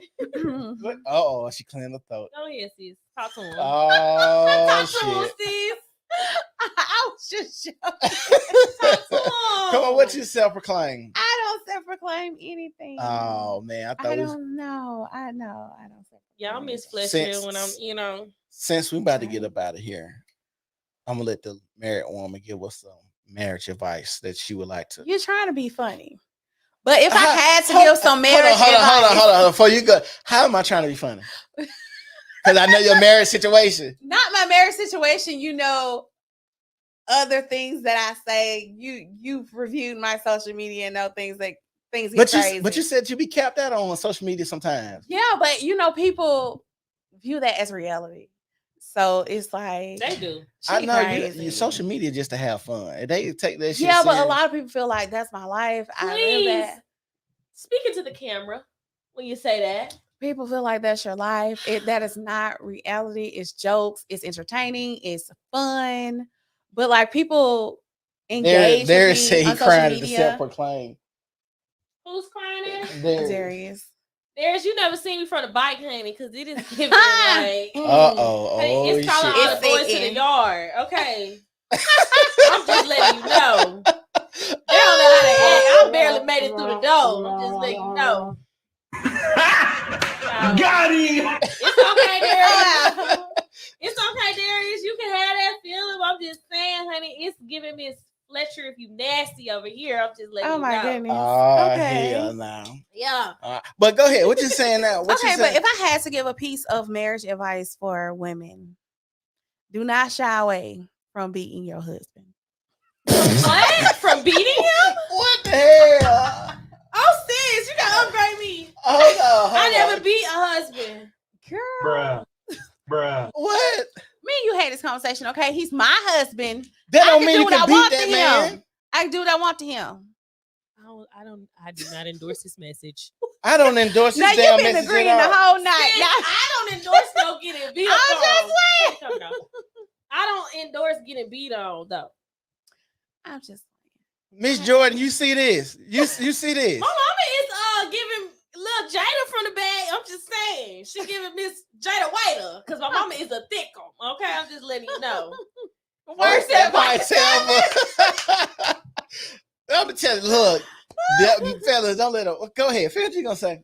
It's okay to beat your husband. What else? yes. Don't shy away from doing that because I feel like, much like you feel like women are animals who need to be tamed. Okay. I feel like every man desires to be beat every once in a while. Oh my god. So yeah, do that. Is that all the advice you got? That's all I got. If you take anything away from this, beat your husband. Because Mercedes beat hers. Okay. Ashanti, what advice, dating advice would you give women? As always, when you raise the barrier of entry, you force the standard to rise. I would say apply that to your relationships as well as your friendships. And just to piggyback off of what Mercedes said, I hope that all of the listeners that are listening now and or later know social media is fodder, okay? Do you go to Facebook to get your latest news? If you do, I am fearful of you. It is a place for entertainment. And so when you try to apply those things to real life, I have great fear of your future. And I hope that you stay far from me. So, yeah. Oh, quick question. Since it's in the news media, since you brought it up. Okay. Tory Lanez, innocent and guilty. Go. I'm not familiar with. Or will he just be acquitted or he's going to be found guilty, which I think. I don't know what happened. I have so many thoughts. I would say quickly, I believe he's going to be acquitted. Okay, I think so too. I would say also for the women that are concerned about Meg's sex life being displayed on social media or in the courtroom, I am flabbergasted at how you feel like she can rap about her sex life for entertainment and freely of her own will, but should be given some type of privacy when it comes to that, when the court of law, especially when at the end of the day, we are judged upon our decisions that we make. And I think that's why a lot of people are having sentiments about her sex life being exposed, when I would say throughout her music and her actions that she has already exposed those things. And I think it's just a harsh reality that when you get to the court of law and you get to just real facts and no outside influence, it definitely depends upon the actions of your character, you know? And so right now I feel like they're going to have a heavy case to acquit Tory Lanez of possibly shooting this woman because of her promiscuity and how it could have jaded her friend Kelsey to feeling like she was sleeping with Tory Lanez as well, and that they don't know who shot her. And it kind of tears down her character. You know what I mean? I think her sex life wouldn't have been put on display only if she would have admitted on Gayle King that she slept with Tory. I agree. If she would have just, so we slept together, then it wouldn't have been like, no, but then you lied about sleeping with him. Right. And then the whole case is basically centered around you and your friend actually getting to fighting in the police report and both of Tori and Kelsey got gunpowder residue on their hands. Right. And I feel like this too. I do support Megan though. If it is a woman that says she got shot, I'm gonna say as a woman, I'm gonna support her, and I hope that whatever is truth gets justice. That's what I hope. If it's in her favor, if she's telling the truth, or if it's in Tory Lane's favor, if he actually didn't shoot her, and if it was Kelsey or whoever, I think that person should serve time for that. But I do think that we shouldn't be shameful of the facts or shame the court for displaying the facts in totality as to what happened. Yeah, because I don't think she was shot per se. I do think that a shot was fired and maybe bullet fragments hit her. I mean, there are more ways to get shot than just a bullet. Direct, I think a bullet definitely grazed her in some fashion. I don't think it grazed. I think it might have hit the ground and like dispersed, like broke up. I mean, that's a graze.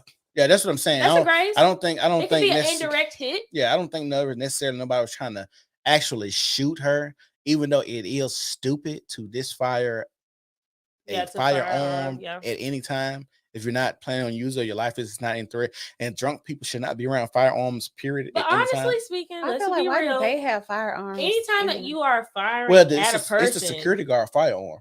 Oh, so I don't even know how either one of them end up gotten the gun, but it's the security guard firearm. Anytime you fire toward a person, yeah, I think that person that is on the receiving end has every right to claim that they got shot. Yeah, I do.